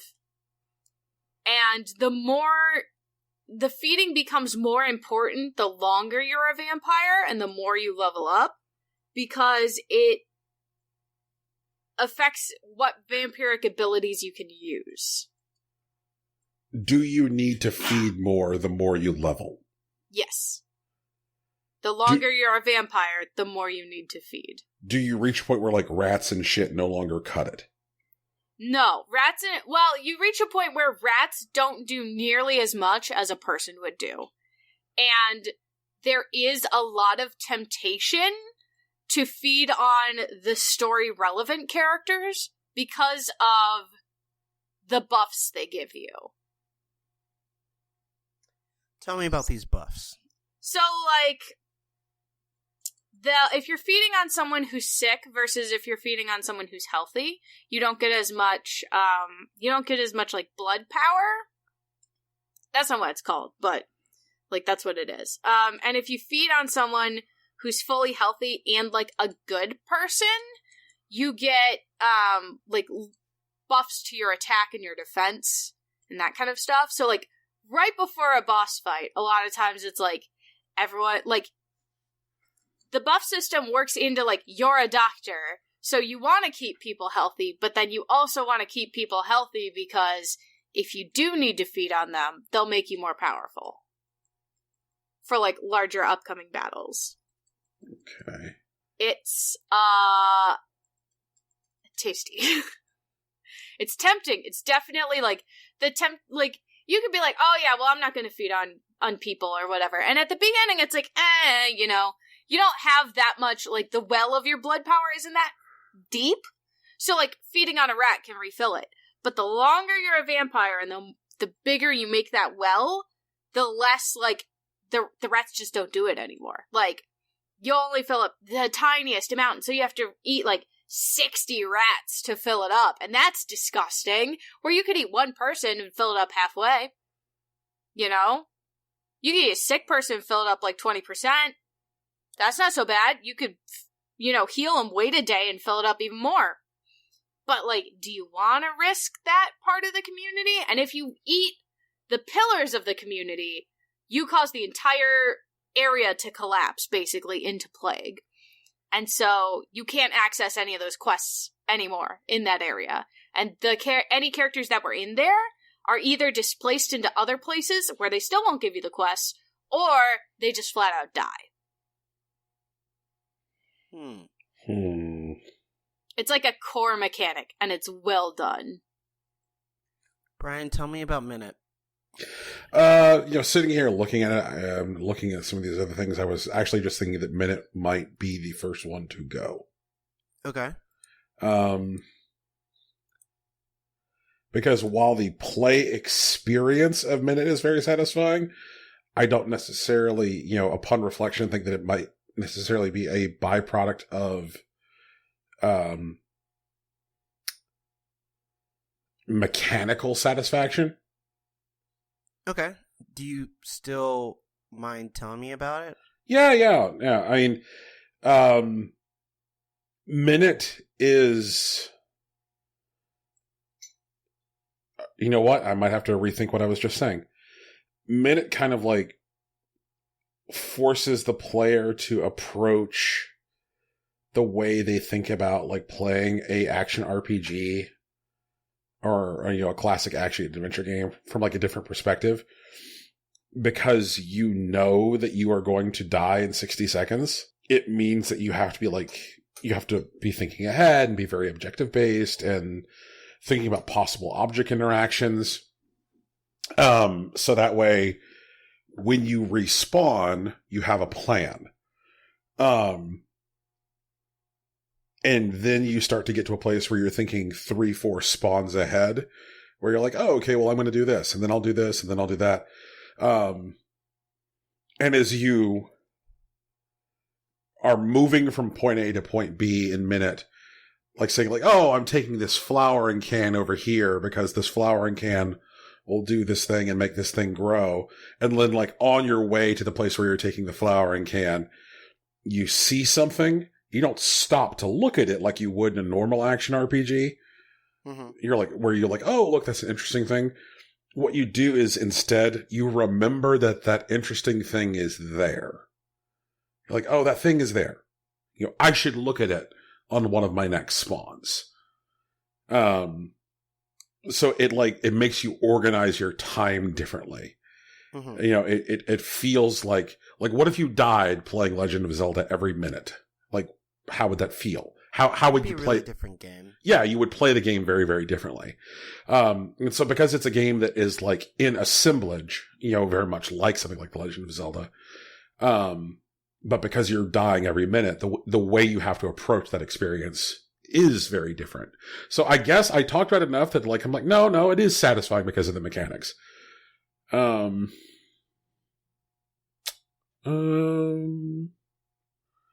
guess if we're looking for a cut here, Donut County? Because I feel like mechanically, Donut County is kind of like a very interesting, very clever redressing of the core mechanics of Katamari. Katamari Damacy. Yep. Yeah. I wish Donut County had been, like, I wish I'd gotten to just be a donut and wander around more. That would have been fun. So is Tegan saying, I kind of wish Donut County was an entirely different game? No, I wish that I could go in post-game and just donut all the stuff. Yeah, like free play. Yeah, I wish there was a free play mode.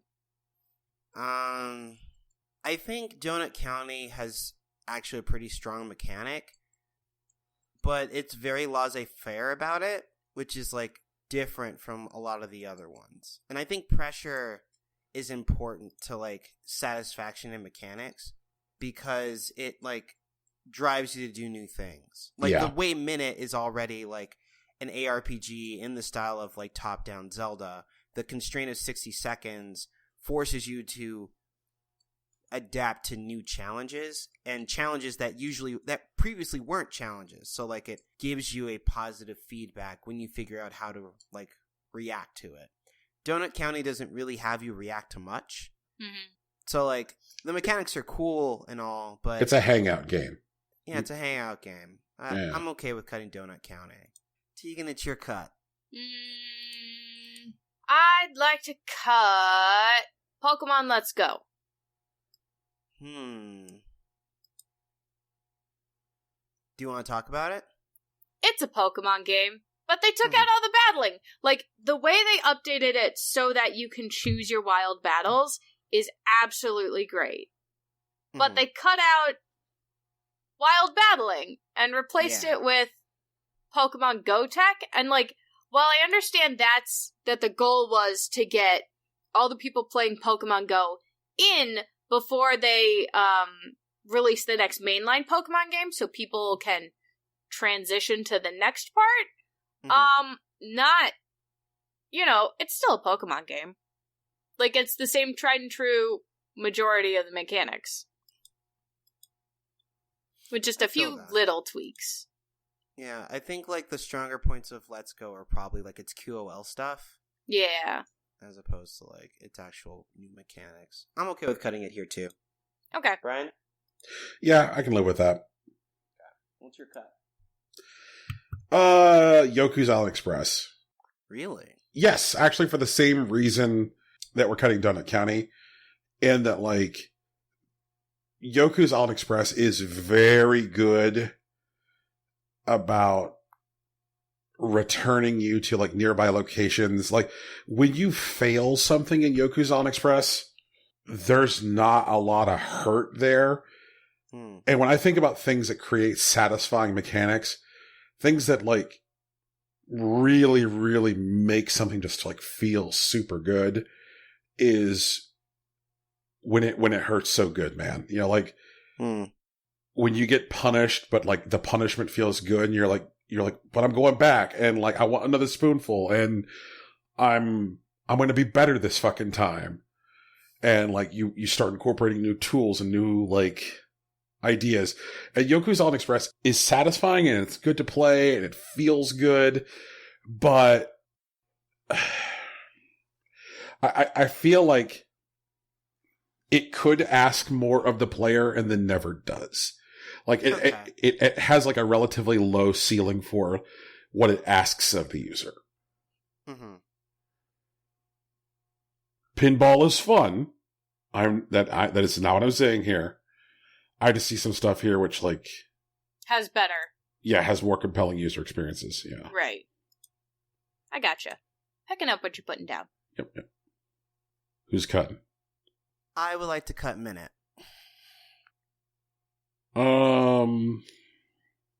Yeah. Alrighty. I would like to cut Into the Breach. No, thank you. Oh, okay. You got something tasty instead? I'm thinking. This is not great for me. It is not. We knew today was going to be tough, man. Mm-hmm. And you got some darlings in this category. I'd like to cut Octopath, but I want to talk about it a bit. Okay. Kind of surprised. Yeah, but it's the board I'm playing on. So Octopath Traveler it's a little grindy like JRPG, but it uses a couple of things in its battle system that gives it some interesting amounts of depth. One is the boost system, where any action in the game can be amplified either made more powerful or more potent, depending on what you're doing, up to 3 stages. In addition, there's a class system that allows you to like take passive abilities, and you are ultimately able to equip 2 classes at once. And thirdly, monsters have what they call a break system. All monsters take damage when you hurt them, but they have special weaknesses that when you exploit to a certain point, their defenses crumble all at once and basically make it easier for you to damage them wholesale. So instead of like just hitting them with whatever you have handy, which you can do, but the game becomes a lot grindier as a result, finding the most efficient way to break opponents and then like land your big damage on them is usually the strat. But then there's a lot of really interesting things that various characters can do themselves. For example, the cleric has a super ability that costs 3 boost points that allows you to do every effect that you've done twice. You can apply it to, say, like magic users that land like multiple hits on like enemies. And so even like difficult bosses that have like 8 break shield points or whatever, you can land 6 hits of fire with a single character and then use someone else to score a break to the point where you can like routinely get breaks every turn. It seems like something that could be pretty easily solved, but like finding your opponent's weaknesses, finding the fastest way to break them, and the ways to optimize your damage are really interesting levers to pull on in the game. It's really fun to do, but it is kind of complicated. And so if you don't figure it out, or rather if you don't figure it out quickly, the game can be very grindy for a very long time.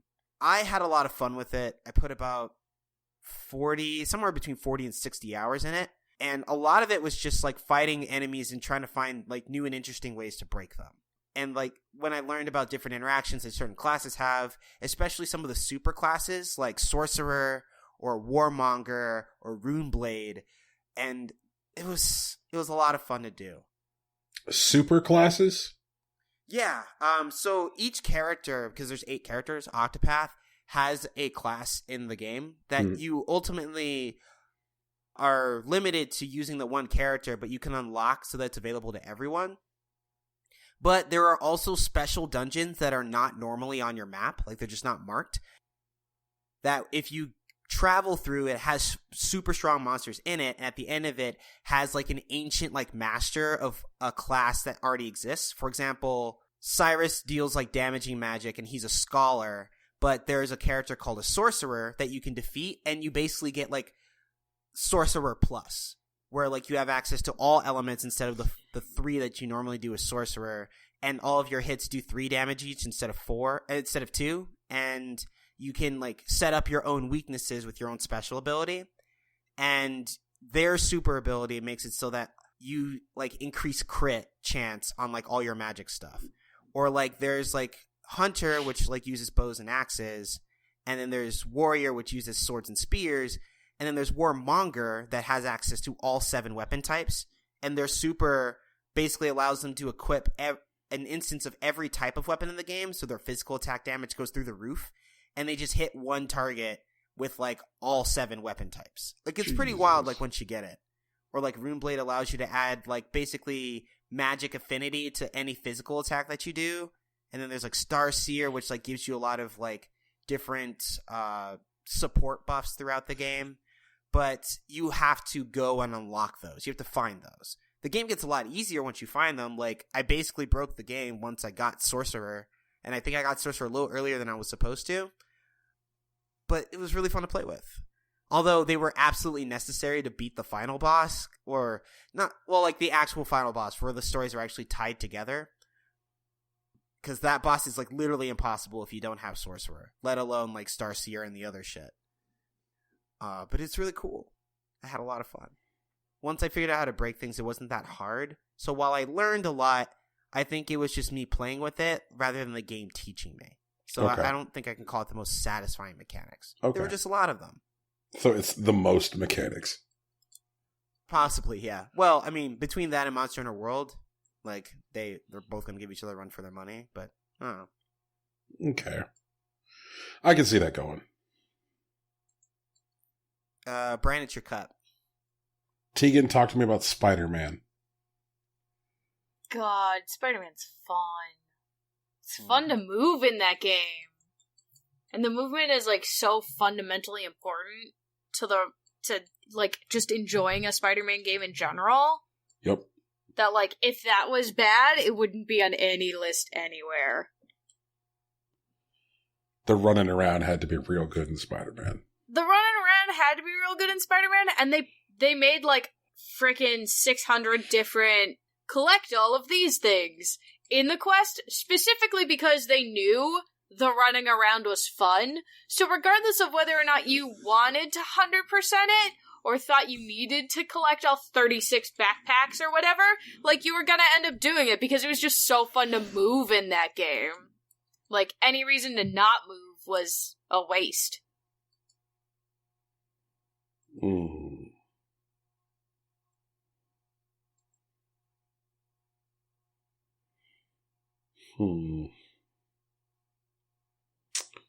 Then, at this time, I'll go ahead and cut part-time UFO. Alright. Rocky? Brian, talk to me about Gorogoa. There's nothing else like it. He's not wrong. It's a supremely weird puzzle brain that makes you use your head in ways you've never used it before. Like realizing that if I zoom out of this picture, then this ceases to be the trellis along a garden and it becomes a train track. And I can run a train from this frame into this frame, from this frame into this frame. But then if I zoom this frame back out, now the train is running on the garden trellis. And then if I zoom all the frames out, this becomes a subway map. Or if I heat this flame, this butterfly becomes free. And then if I move this box above it, now the butterfly has somewhere to go. Like, Gorogoa uses so many different types of puzzle logic. Mm-hmm. Like, the way you touch Gorogoa is... It does something which I love mechanically, which is that Gorogoa tells you that it's going to be one thing, which is a game of rearranging 4 different tiles. It says, I'm a game of rearranging 4 different tiles. But then, when you fundamentally realize that rearranging 4 different tiles just happens to be the way that it implements dozens of puzzle types. Like, the puzzle is not actually moving the tiles. The puzzle is figuring out the logic behind the puzzle, the tile movement. Like, you can't just... You don't just learn how to rearrange 4 tiles in the first 5 minutes and then know how the game works. Because the puzzles are executed on a different layer, and the rearrangement of the tiles actually becomes incidental to the solving of the puzzles. Which is just an absolutely, fascinating and fantastic experience when you get puzzles in that game which are even less than 4 tiles, but are even harder. When you start doing stuff like stacking tiles on top of each other, and now you're working with like 2 or 3 tiles, and you're like, holy Christ, like, I'm looking at literally a 2-piece puzzle, and I'm struggling to solve it. Mm-hmm. It's just such a wild experience. And it feels real good to like sit there staring at your fucking Switch for like 25 minutes and then go, huh. And then like pull something out and realize that if it's pulled all the way out, that you can now lift out like a die cut tile where the center's cut. So then you can drop this tile with the center cut out on top of this other tile, which makes this piece of the moon visible, which then makes the sunset in this other tile. It rewires your brain in a really weird way. Okay. At this point, I'd like to nominate Mirror. Rocky, I gotta call you out, bro. You got 900 darlings in this category. Then pick one, Brian. Let's see what you got. Rocky, I feel like you're going to jealously guard Wizard of Legend and Moonlighter until the end. So I'm going to tell you, pick your battles, bro.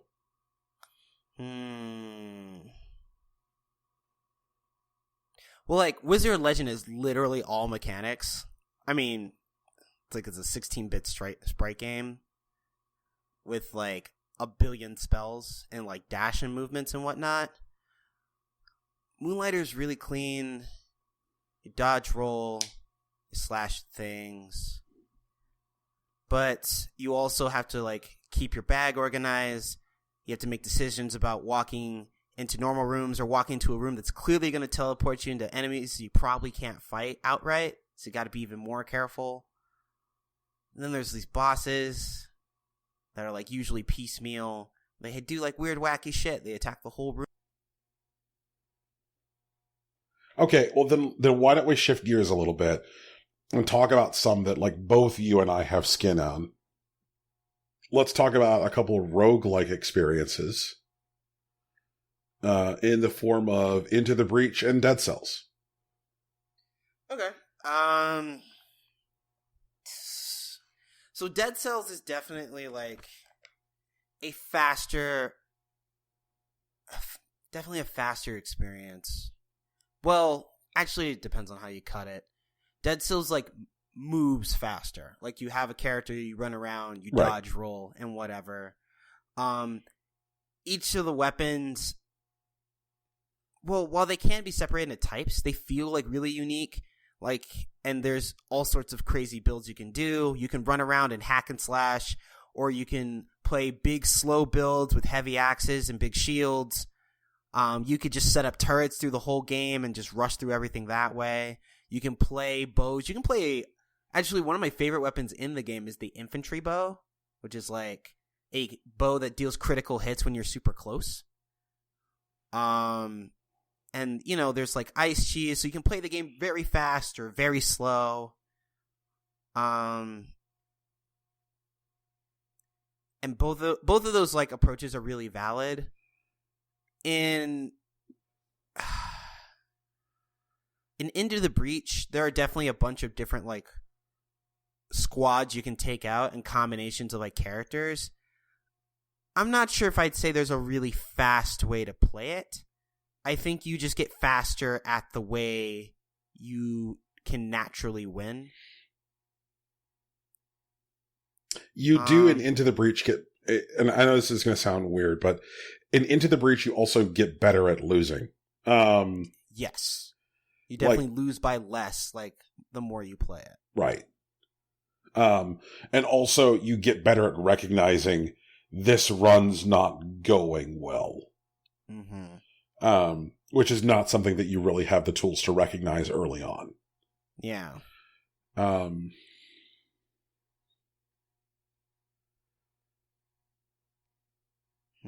a lot of this category comes down to feel. Like, what feels good. And, like, I feel like if it comes down to feel, Dead Cells feels better.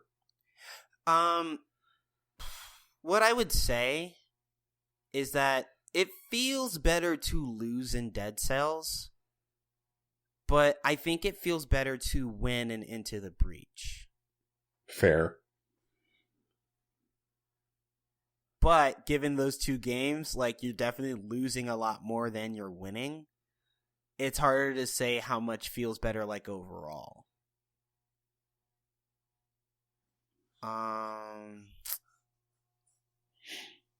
Because I love Into the Breach, and I think its mechanics are its strongest point, is that it's small and it's condensed, and so, like, it's not about numbers. It's not even about, like, really growth. It's about you making good decisions and being rewarded and punished for those decisions. In, like, Dead Cells, it's a lot more about just, like, moving and doing stuff. And you can make whatever decisions you want as long as you stick with them.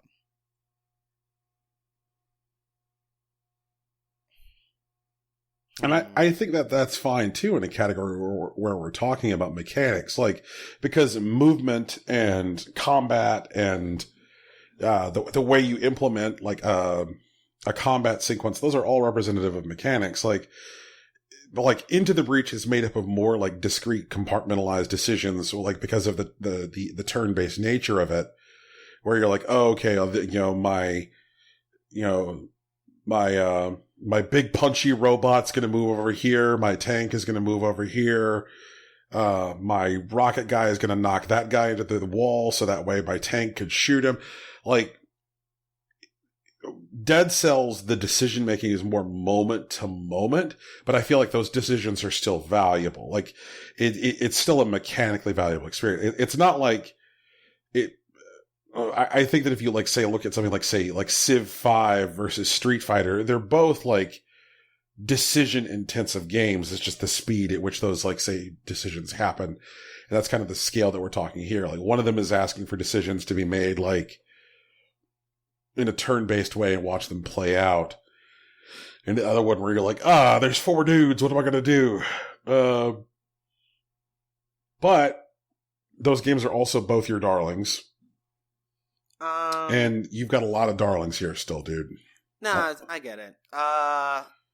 What I'll do, because a lot of what I care about in Wizard of Legend is still represented in Dead Cells, I'll end up cutting Wizard of Legend, but I want to talk about it. Wizard of Legend is a top-down roguelike where you build a deck of like spells, and you can randomize those decks later if you really want to. But it's very small. It's a lot smaller than Dead Cells. Dead Cells has like branching paths and I think like 8 total levels with 5 total bosses. Wizard of Legend has 3 randomized levels and 4 bosses. And getting through like the stages are pretty tough at first until like you decide, once you realize that like you can't afford to really get hit. Like it's way too costly at any given situation. Luckily like your kit is pretty streamlined for you. Like you have a melee attack, you have a dash built in, and then you have 2 spells, one of which is a signature spell that gives you a super move. So it's about finding like a deck that you're comfortable with and then finding decks that work together. And then you play around with the relics to do certain things.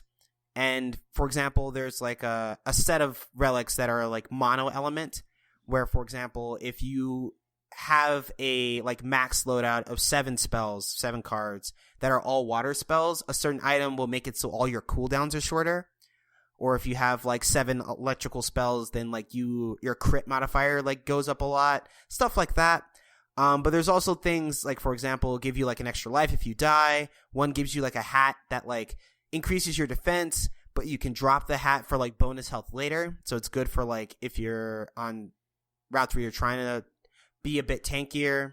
There's an evade stat that you can build into your character with relics and like the cowls that you have. So there's a lot of like numbers to play around with. And it's about like finding particular combos. And like the first time that you run into that fucking pinata and like combo it so that it pops after trash talking you forever is just like golden. Because like that's when you like realize this is a good deck. I finally put some shit together. And like the first time that you beat any of the bosses, because they have like crazy moves. And you can get all of them, which is also pretty cool. But you have to like keep playing the game and like learning their patterns. And just like dodging shit like those crazy meteor storms or those rising pillars is fucking wild. And it's super cool. And when you get it, it's magic, man. But a lot of those things are represented in Dead Cells. I feel like Dead Cells didn't have boss fights as compelling as Wizard of Legend. But like its standard like running and exploring is definitely a lot cleaner and smoother. So I'll cut Wizard of Legend. Okay. I'm gonna cut Vampire. Do you want to talk more about it? No, I think I covered most of it. Like, the one mechanic's really good, but these other games definitely have, like, larger amounts of good mechanic. Does that make sense? Like, the central mechanic required for Vampire is very good, but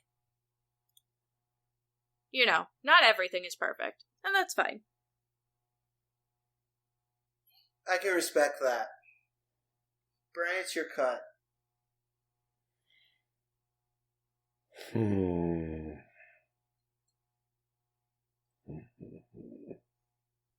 I am now... Alright. Do you want to talk more about it? I think that we'll have more to hear about Mirror in our final category today, and then in week 4 when we talk about Game of the Year. Like, I've talked a lot about how, like, good match 3 puzzling is hard. There's also, like, lots of games that, like, dismiss match 3 as a genre. Like, oh, okay, here's, like, some shitty match 3. And it just doesn't feel good at all. And, like, you need to, like, create moments where getting those match 5s and those, like, crosses feel super fucking solid. And Mirror does that. Like, Mirror gives those moments where, like, the player feels like an absolute superhero in the match 3, and, like, you know, tools for, like, exploding whole rows, and because each one of the girls has, like, different abilities that they can use, like either stuff to, like, deal extra damage to you, or to heal themselves, or to make pieces on the board unusable, or set pieces on the board on fire, or to freeze individual pieces of the board so that way they have to be melted before they can be used as part of the swaps. Like, you have to, like, create different builds depending on, like, what the abilities are of the girl that you're playing against. Mm-hmm. And so you start to, like, do 2 different layers of building. You do, like, 1 layer of building where you're, like, doing kind of like an overall build where you're, like, what your comfort level is and, like, what type of tools you like to lean on as a player. And then, like, there's a shop in the game where you're, like, getting different equips that you can take into battle. So being like, oh, okay, like, here's how I like to build. Now here's the type of equips I'm going to get to, you know, focus on this particular girl. So, like, there's a lot of different layerings, and that's just the match 3 mechanics. There's also, like, the fuck mechanics, which are an entirely different thing. Because, like, you've got 2 different meters that you have to fill, and different actions fill the meters at different speeds. And if you fail to fill the meters, then you'll end up getting the bad ending for a story. So, like, after you play the complex match 3 puzzle game, then you have to play fuck Jenga. But looking at what's left, I have some darlings here, and I need to consolidate my forces. I think I'm going to cut Moonlighter. Wow. That might change after I play the hardest difficulty. Because there's a lot of really great things about Moonlighter. But, I feel like a lot of it, for me, might feel more about, like, spectacle and, like, experience than it is about, like, mechanics. I thought for certain that was going to be one that you were going to be hanging on until the bitter end. It's either that one or Dead Cells. But I don't feel good about cutting either. Well, that's where we are, sir. Yeah. Whatever. I'll try to cut Dead Cells. See what happens. So I'm confused. Are you or are you not cutting Moonlighter? No, I'm going to try to cut Dead Cells. That's what I'm going to do. I will live with Dead Cells being cut. Oh, sick. Cool. Let's go with that. I'm gonna cut Celeste. I can't let you do that, Tegan. Okay. Yeah, there's a bit of a Celeste coalition here. Yeah, I know. What are you gonna offer me? Tegan, I'd like to point out that 2 minutes ago somebody was willing to cut Moonlighter. Yeah, I know. But that's not what I want to cut. Okay. I want to cut Celeste. And I want to cut Celeste because of all the games that are left. I don't think Celeste has the best mechanics. I don't think they're the most satisfying. They're good. But You know, Tegan, something we've talked a lot about. I want to hear something from Tegan. Uh-huh. And you might not like it, Rocky. We've talked a lot about, like, our individual experiences with games here, but I believe that part of Tegan's cram and prep for Game of the Year involved some time with Celeste. And I don't think we've really talked about Tegan's time with Celeste yet. Can you tell us about your, because I know how my interaction with the game went, and I know how Rocky's interaction with the game went, but I think I'm kind of hearing that there was a little bit of a Tegan bounce off on Celeste here, and I kind of want to dig into that. It was mostly frustrating for me, more than fun. I ended up having to turn invincibility on, the multi-jump on, and like everything else. And finding that menu was an additional pain in my butt. So, like, while Celeste has a good story and good characterizations, I didn't enjoy playing the game. Okay. I get that. So I had a lot of fun with Celeste, and but don't get me wrong, there were times, especially on the B sides, less so with the C sides actually, where I got to like a single screen that I was stuck on for like 40 minutes, and that was tough. I did not look for that menu. I'm kind of glad I didn't. I knew I could get through like this zone if I kept resetting my jumps. And like half of the fun for me, like a solid half, was just like looking at this space and thinking what I can do to get my jumps. Like I can go here and then I can land here for a second and then bounce off, use only one jump, even though I know I can definitely get it with two. And then I can save that second jump after I get to the other side of this platform. Like I was doing the math, like I was doing like fucking calculus and shit. And I had a lot of fun doing that. And because the game can ultimately be cleared. Every single level with that double jump, with the exception of the final ascent where they give you the third jump. And figuring out some of those, like I know I put some of those on the Twitter where I had like videos of me like clearing like these small sequences, and they were really intense, and they were the result of like really banging my head against this space and trying to figure out how little I can get away with. Mm-hmm. And I really liked that. There are still some spaces that I haven't completely cleared. Like there's some areas inside the mountain that I haven't done. But feeling myself going through those spaces, and like I can look at a stage and like see what I'll probably end up having to do and like getting excited about it. And so like dying 40, 50 times to get to that one jump was worth it for me, because I knew that at the end of it, I was the one that had done it, and I just had to get good enough to get there. But I understand that that's not a universal experience. And especially like when it comes to like Brian and Monster Hunter. So I understand why you wouldn't have had fun with it, but I don't know if I can say that it didn't have some of the strongest mechanics this year. In fact, to that end, I'll offer you Monster Hunter World in exchange. Okay.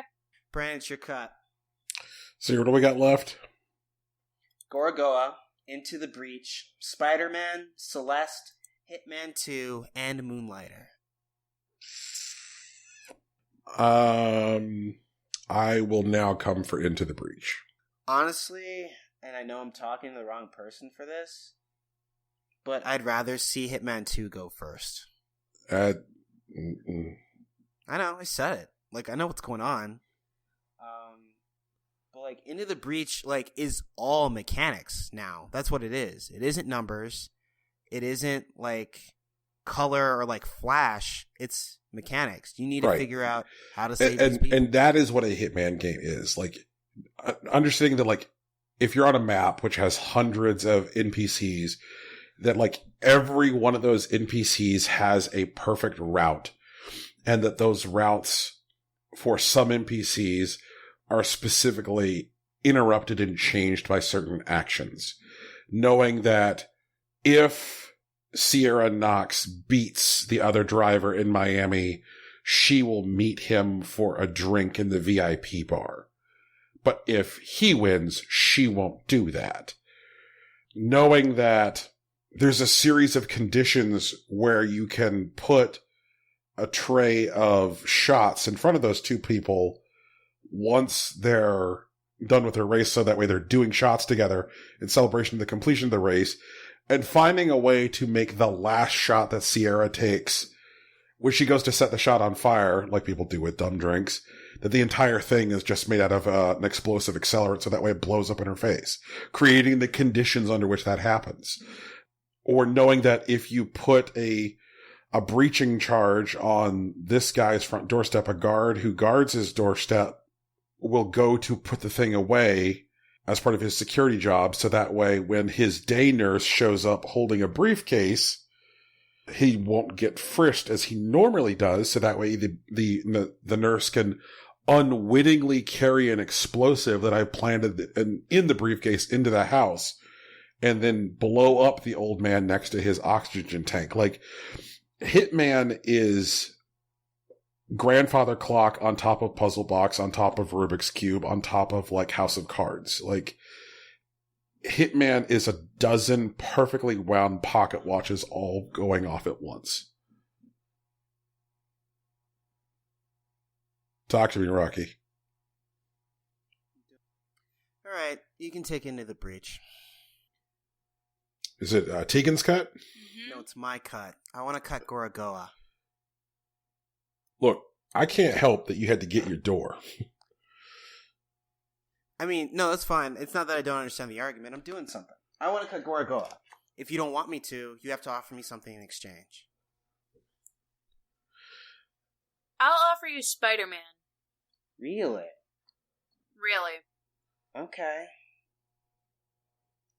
This is Tegan's cut. Last cut. Again. Mm-hmm. Gorogoa, Celeste, Hitman 2, or Moonlighter.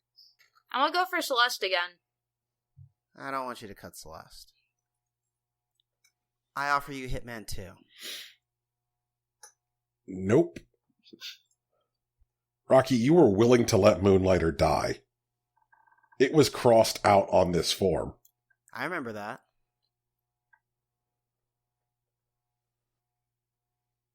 You know what, Tegan? Fine. Cut Celeste.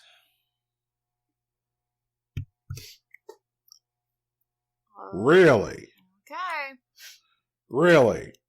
Brian, are you not okay with that? No, I see what Rocky's about here, and I'm not into it. Moonlighter's good, man. No, that's not what he's doing. That is not Rocky's motivation. Rocky knows that I am also very passionate about the mechanical satisfaction of Celeste, so what he's hoping I'll do is I'll hop out of my chair and go, but no! We can't have Celeste cut, so please take Gorogoa, is what he hopes is going to happen. And I'm not going to do it. I'm not going to do it, Rocky. I'm not going to fall into that trap. Gorogoa stays. If you're going to honestly let the best platformer of this generation die because you can't let go to fucking Moonlighter, then that's the way it's going to be. I guess that's what it's going to be, Brian. But I liked Moonlighter. Like, you're not taking into the fact that I like the mechanics in Moonlighter also. Like, I'm all about... Okay. No, like, I mean... item shop simulation and dungeon crawling, like, as a combo story. I played that story before. And I like it a lot. And okay. Moonlighter did it better than the last game I played that did it. Okay, I'm with it. Then, vaya con Dios Celeste. She'll be fine. Yeah, she'll get other stuff. Don't worry about it. Now, I think Madeline and that mountain have done very well thus far. Has it won any categories yet? Yeah, best soundtrack. Oh, and best new character. Mm-hmm. And best new character. Yeah. Yep. All right. And we So still it's not got like we're... we still got best story to go through. Or best moment. Best story and best moment. It's in both of those. So it's not like it's being underrepresented here. Right, exactly. Cool. I guess we're down to our last three at this point, right? Mm-hmm. We're at our last three. I would like to offer for most satisfying mechanics Gorogoa. It asked things of me that I have never had asked before, that I doubt will be asked again in games. It was a truly extraordinary experience. It's easy to see how that game had a 6-year development cycle. I felt it. I say this as a guy who has I mean, you guys know how many hours I have in Hitman. Yeah.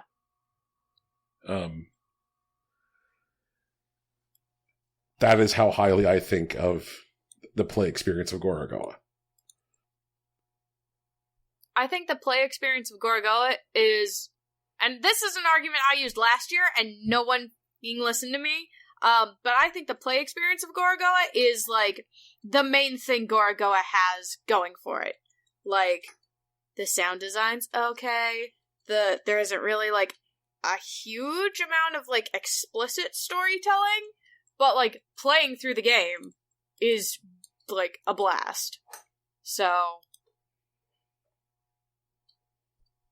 I'm for Gorogoa getting most satisfying mechanics.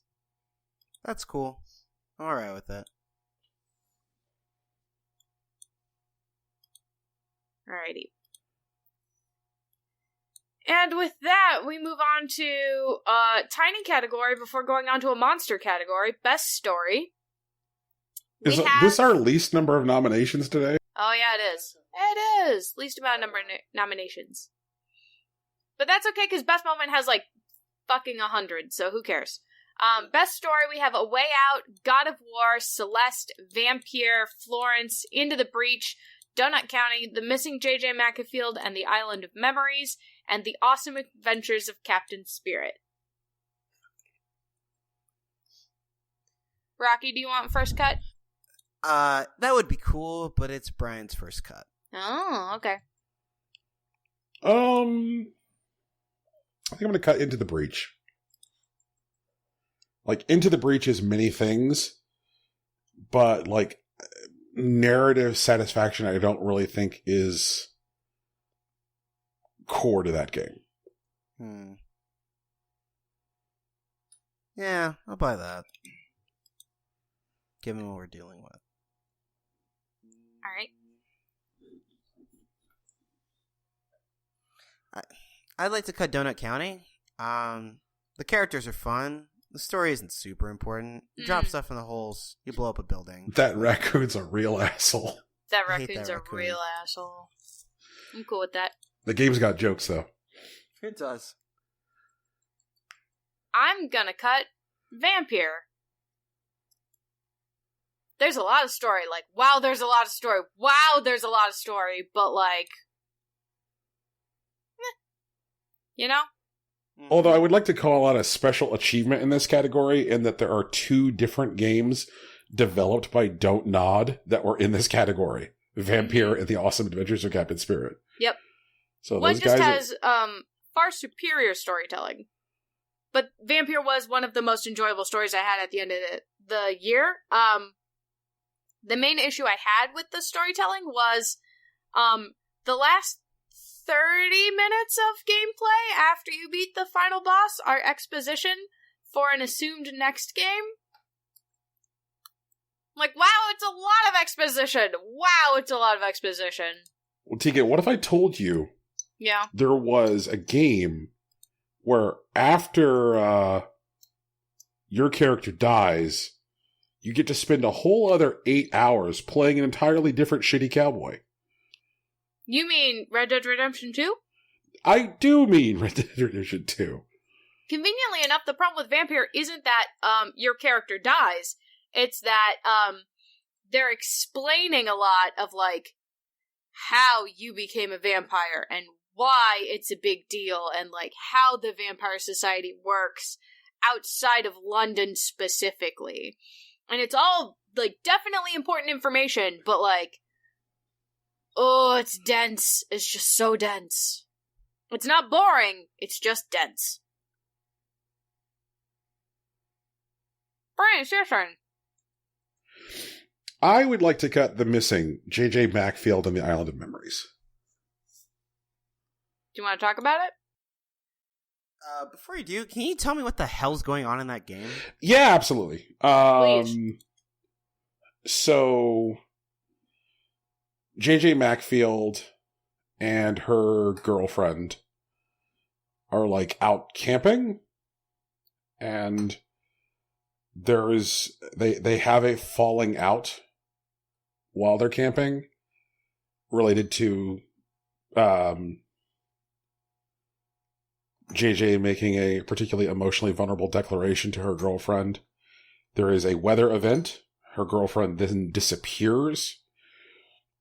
So JJ goes looking for her girlfriend to try and find her, and then repeatedly dies and hurts herself along the way in an attempt to find her, and encounters a whole bunch of like surreal, inexplicable shit along the way. The more narrative, manageable, relatable story is told through text messages that JJ receives on her phone throughout the adventure. So you'll be off doing some like weird surrealist bullshit, and then like JJ will get a text message.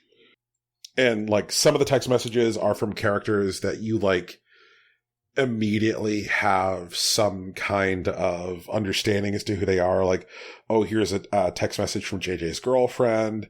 I know who JJ's girlfriend is, or I know who JJ's mom is. But there'll also be characters who you have less of a grasp of, like what JJ's relationship to them is. So it kind of like is like a surrealist, depressing counterpoint to Celeste, where Celeste takes a character who is searching and experiencing a sense of vulnerability and isolation and puts them into like a lonely, platforming-centric environment. The Missing J.J. Macphail and the Island of Memories does the exact same thing, but then makes you feel really bad about it, as opposed to ultimately uplifting you.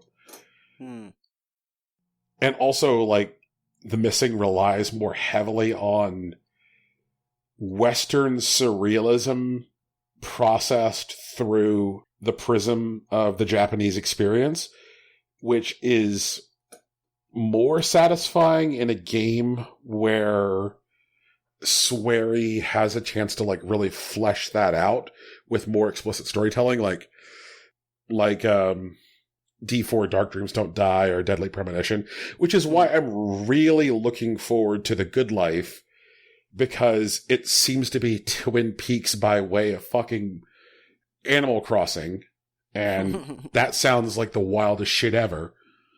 But there was Wild in Wild World. Yeah, but like I look here and like not saying that like the narrative experience of The Missing J.J. Macphail and the Island experience was entirely unsatisfying, but just what I see left includes some extraordinary storytelling. So I'd prefer to get down to brass tacks. I don't want to, but I feel like I have to nominate Florence to be cut. I would like to offer you God of War. Okay.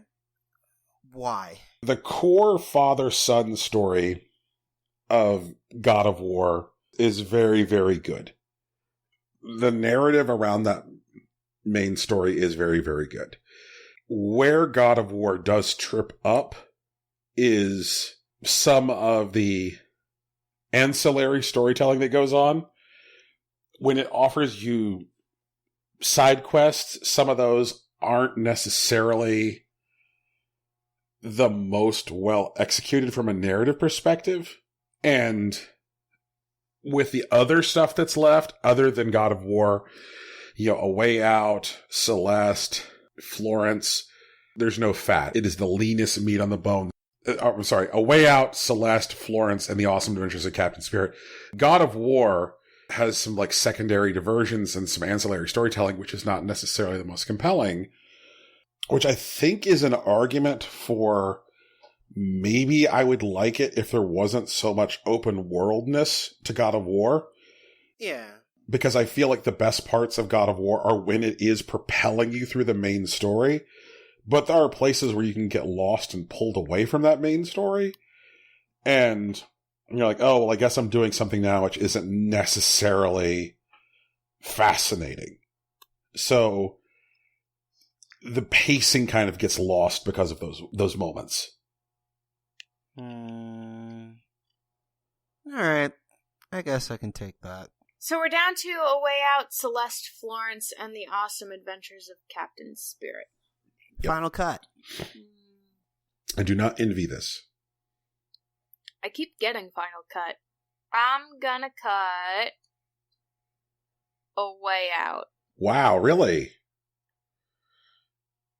Can you talk about that cut? I guess I just enjoyed,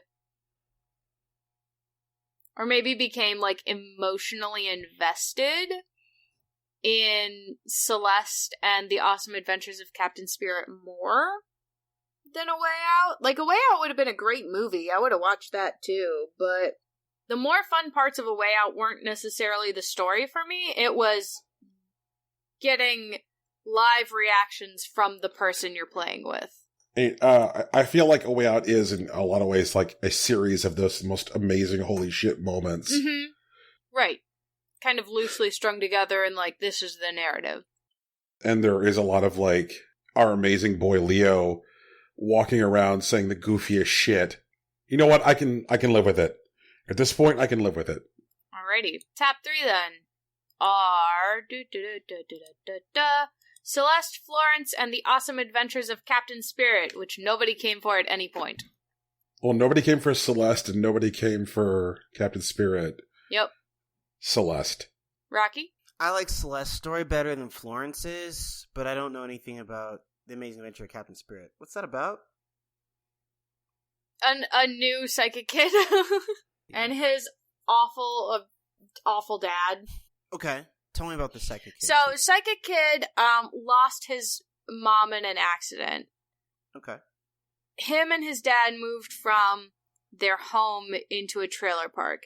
Dad's become a chronic alcoholic in an attempt to avoid his emotions dealing with the death of his wife, and leaves our young hero, Captain Spirit, to try and lift the spirits of his father, while also, like, engaging in the most innocent childhood he possibly could.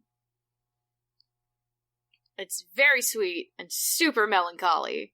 Wow. What a good... He's such a good boy. And then he finds out that, like, you do all this stuff, and, like, part of it feels like it's him play pretending. Like, that's what you think it is. It's just this normal kid play pretending. But it turns out he probably has psychic powers. And when you realize that it's also connected to not just Life is Strange 2, but also the same, like, people as Life is Strange, like, it's all one universe, then you're like, okay, so there's a bunch of psychic kids out here, and this is just how he finds out he's one. But he's, like, in 8th grade or something. He's a good small boy. There's Rocky, there's some real sad shit with him, like, making a superhero outfit out of an empty 12-pack of beer. Mm-hmm. Damn. Which is just, like, ruinously painful for the player. Yeah. His dad sort of makes him breakfast, but it's bad. And then he's, like, he does, like, his chores, which involve, like, picking up so many empty beer cans.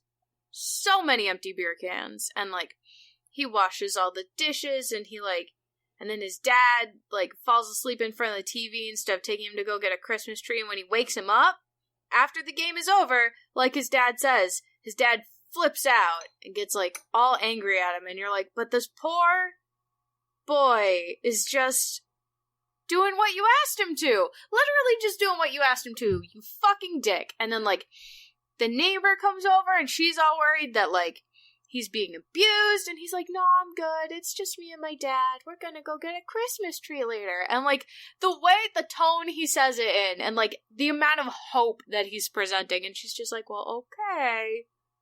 And it's like, oh, small child. Needs protection. Get him out of there. And that final series of choices in that conversation with the neighbor, it's possible to say things to the neighbor which contradict themselves. Because, like, the first time she asks you a question, she's like, what was all that? She's like, what were you doing this afternoon? And you could answer, well, I was doing my homework. And then the second thing she asks is, what was that noise I heard earlier? Which was your shitty alcoholic dad falling. But you can answer, oh, well, that was me falling because we were putting up the Christmas tree. And then she's like, oh, well, I thought that you were doing your homework. What do you mean you were putting up the Christmas tree? Because I thought you were doing your homework. At which point she like tells you, like in that shitty like adult way where she thinks she's making stuff not obvious, that basically she's going to let Child Protective Service know about your ass. It just like, it's real agonizing. This boy just wants to be with his dad. He just wants to be with his family. And he wants it to be better. And it's not. And it's not going to be better. And it hurts so much. Whereas, like, Celeste is a story about healing. Captain Spirit is the story of hope in unrelenting despair. And it hurts. And Florence is a story about ultimately learning to define yourself by yourself and not through your relationship with others, which is also like an incredibly, like we've got two stories here, which I think have ultimately hopeful messages that leave the player feeling okay. Like you definitely go through some like angst to get them with, Celeste and Florence. But like when you get to the end of the Awesome Adventures of Captain Spirit, you're like, okay, well, this kid didn't die falling out the treehouse, but he has got some fucking pain ahead. You know, like, this shit's real for him. Like, not to say that, like, Madeline and Florence aren't going to have, like, pain ahead of them, but they've had these, like, major emotional breakthroughs that, like, as adults, they'll have more power and capacity to use in meaningful ways. That all said, my vote is still with Celeste in this category. Yeah, I don't know, man. I'm just, like, not convinced. I also didn't play Spirit, so that's not great. Celeste is a really good story. Florence it's an alright story. I feel like I've seen it before. But it's well executed because, you know, it's a mobile game, and they really like, pace very well throughout. Never feels slow. Never actually feels rushed. The moments hit when they're supposed to. You feel overjoyed when you get into that relationship. You feel hurt when the breakup happens. And you feel good when she gets her shit together. Like, the emotional beats of Florence are very, very real. The emotional beats of Celeste are more, like, internalized and subtle. You know, even though there is, like, this external representation of her, you know, her id. But, man. Tegan, where do you sit? I haven't played Florence. I'm okay with Celeste being top, but it's not because of Madeline. It's because of the other characters in the story. Okay. They kind of shepherd her along. Yo, can I talk about this fucking grandma? Like, she's the best. Yeah. Talk about grandma. She's super cool. Like, I mean, at first, like, she openly trolls, like, Madeline when she's going up. I was like, oh, you're going to try to climb a mountain? Okay, well, I'll see you when you get back, you know? And then, like, you know what she reminds me of? She reminds me of Rafiki. Like, from The Lion King. Especially, like, after you fall, like, after, like, the 5th, 6th level, something like that. And you're just like, no, it's the 5th level. And you, like, fall into, like, oblivion. Or, like, there's, like, a meadow, like, near the bottom or whatever. And the old lady's, like, talks to, like, Madeline. And she's not especially supportive, you know? She's not, like, kind of like the empty-handed, like, you can do it. And it's like, yeah, you can do it if you wanna. But if you don't wanna, maybe you can come back and challenge this mountain whenever, you know? Like, you can always come back. She likes living there, and she's a little kooky and whatever. But ultimately, like, by, like, leaving the decision in Madeline's hands, not trying to push her in any particular direction, allowed, like, Madeline to, like, define what she really wanted. Mm-hmm. That was really cool. And, like, you know, Theo's great, and he shows up periodically, and, like, sometimes he's really helpful, and, like, sometimes he's literally weight you have to carry, you know? Mm-hmm. And then there's Oshiro. I really want to know what happened to that, like, lost city or whatever. Because, like, that city's just totally dead, but it was clear that, like, a bunch of people used to live there. And, like, Madeline versus Dark Madeline was, like, excellent. You know, did have a really strong supporting cast. Madeline herself was like portrayed very well, which I really appreciate. There were some loose ends that were just loose ends, like the guy that answers the payphone in her dream or whatever. That's cool. I just feel bad I didn't play Captain Spirit. I feel like I'd feel differently about this. I feel like it's a really rough shakes because what we have left here are 3 great stories. Yeah. This happened last year. We had 3 great stories last year, too. What did we have last year in this category? Last year we had Assassin's Creed Origins, Subsurface Circular, and Persona 5. Oh, damn. Yeah. I want to change my vote. Oh. Okay. I want to change my vote to The Awesome Adventures of Captain Spirit. Is that to get out of this conversation? No. It's because it occurs to me that if this game wins this category, you'll probably feel compelled to play it, Rocky.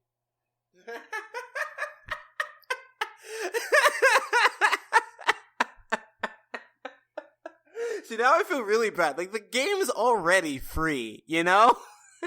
Right, and... Shit. Oh, no. Fine, I'll play it. Fuck. Yeah, you need to, basically. Okay.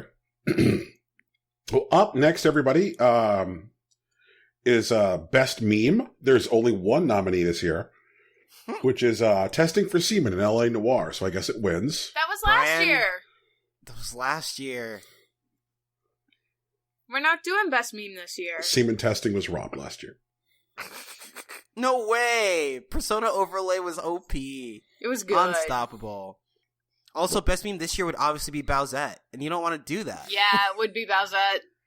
Well, I mean, that would have to be Best Meme of last year, because that game isn't out yet. Or next year. Well, as we discussed in the now retired Best Meme category, year of release does not matter for memes because of the meme economy. What? No way. I'm not buying that. In that But case, you're it would arguing over the definitely be rules of a Bowsette. deceased category? Yes. Yes, Yeah. we are. This is what we do, Brian. We didn't do, like, forever video game memes, because, like, that would have been huge. That would have been impossible. It'd be, that one from GoldenEye, Oh, shit. where everyone's spinning around. You know what I'm talking about. Yeah. All right, so guys, this has been our show. It's Impossible Coin. We appreciate you listening to us. Next week, we'll come back to follow up with Best Moment, which is a huge category. It's going to take forever, but it'll be cool. We're gonna fight. We're going to fight. We're gonna fight like a dozen times. Remember to bring your knives, everyone. Yeah. I'm bringing a gun. Oh, shit. Jesus! Damn it, Tegan. So, I guess I'll remember to bring the Kevlar, too. Well, guys, if you liked our show, we'd like for you to tell us about it. Or if you didn't like it, we'd appreciate the feedback. You can find us on the Facebook, the Twitter, or the Tumblr, where you can speak to Brian, myself, or Tegan, respectively.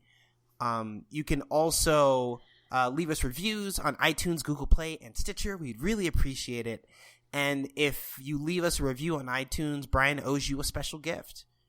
There's music at the beginning and end of this podcast. It is produced by our friend Big Sach. You can find his work at soundcloud.com/BigSachNJ, or you can find him on Twitter at Ilary_Swank. I think this is the part of the show where I normally say peace, but this time, Rocky, it's the time I say blood price! Doom and gloom!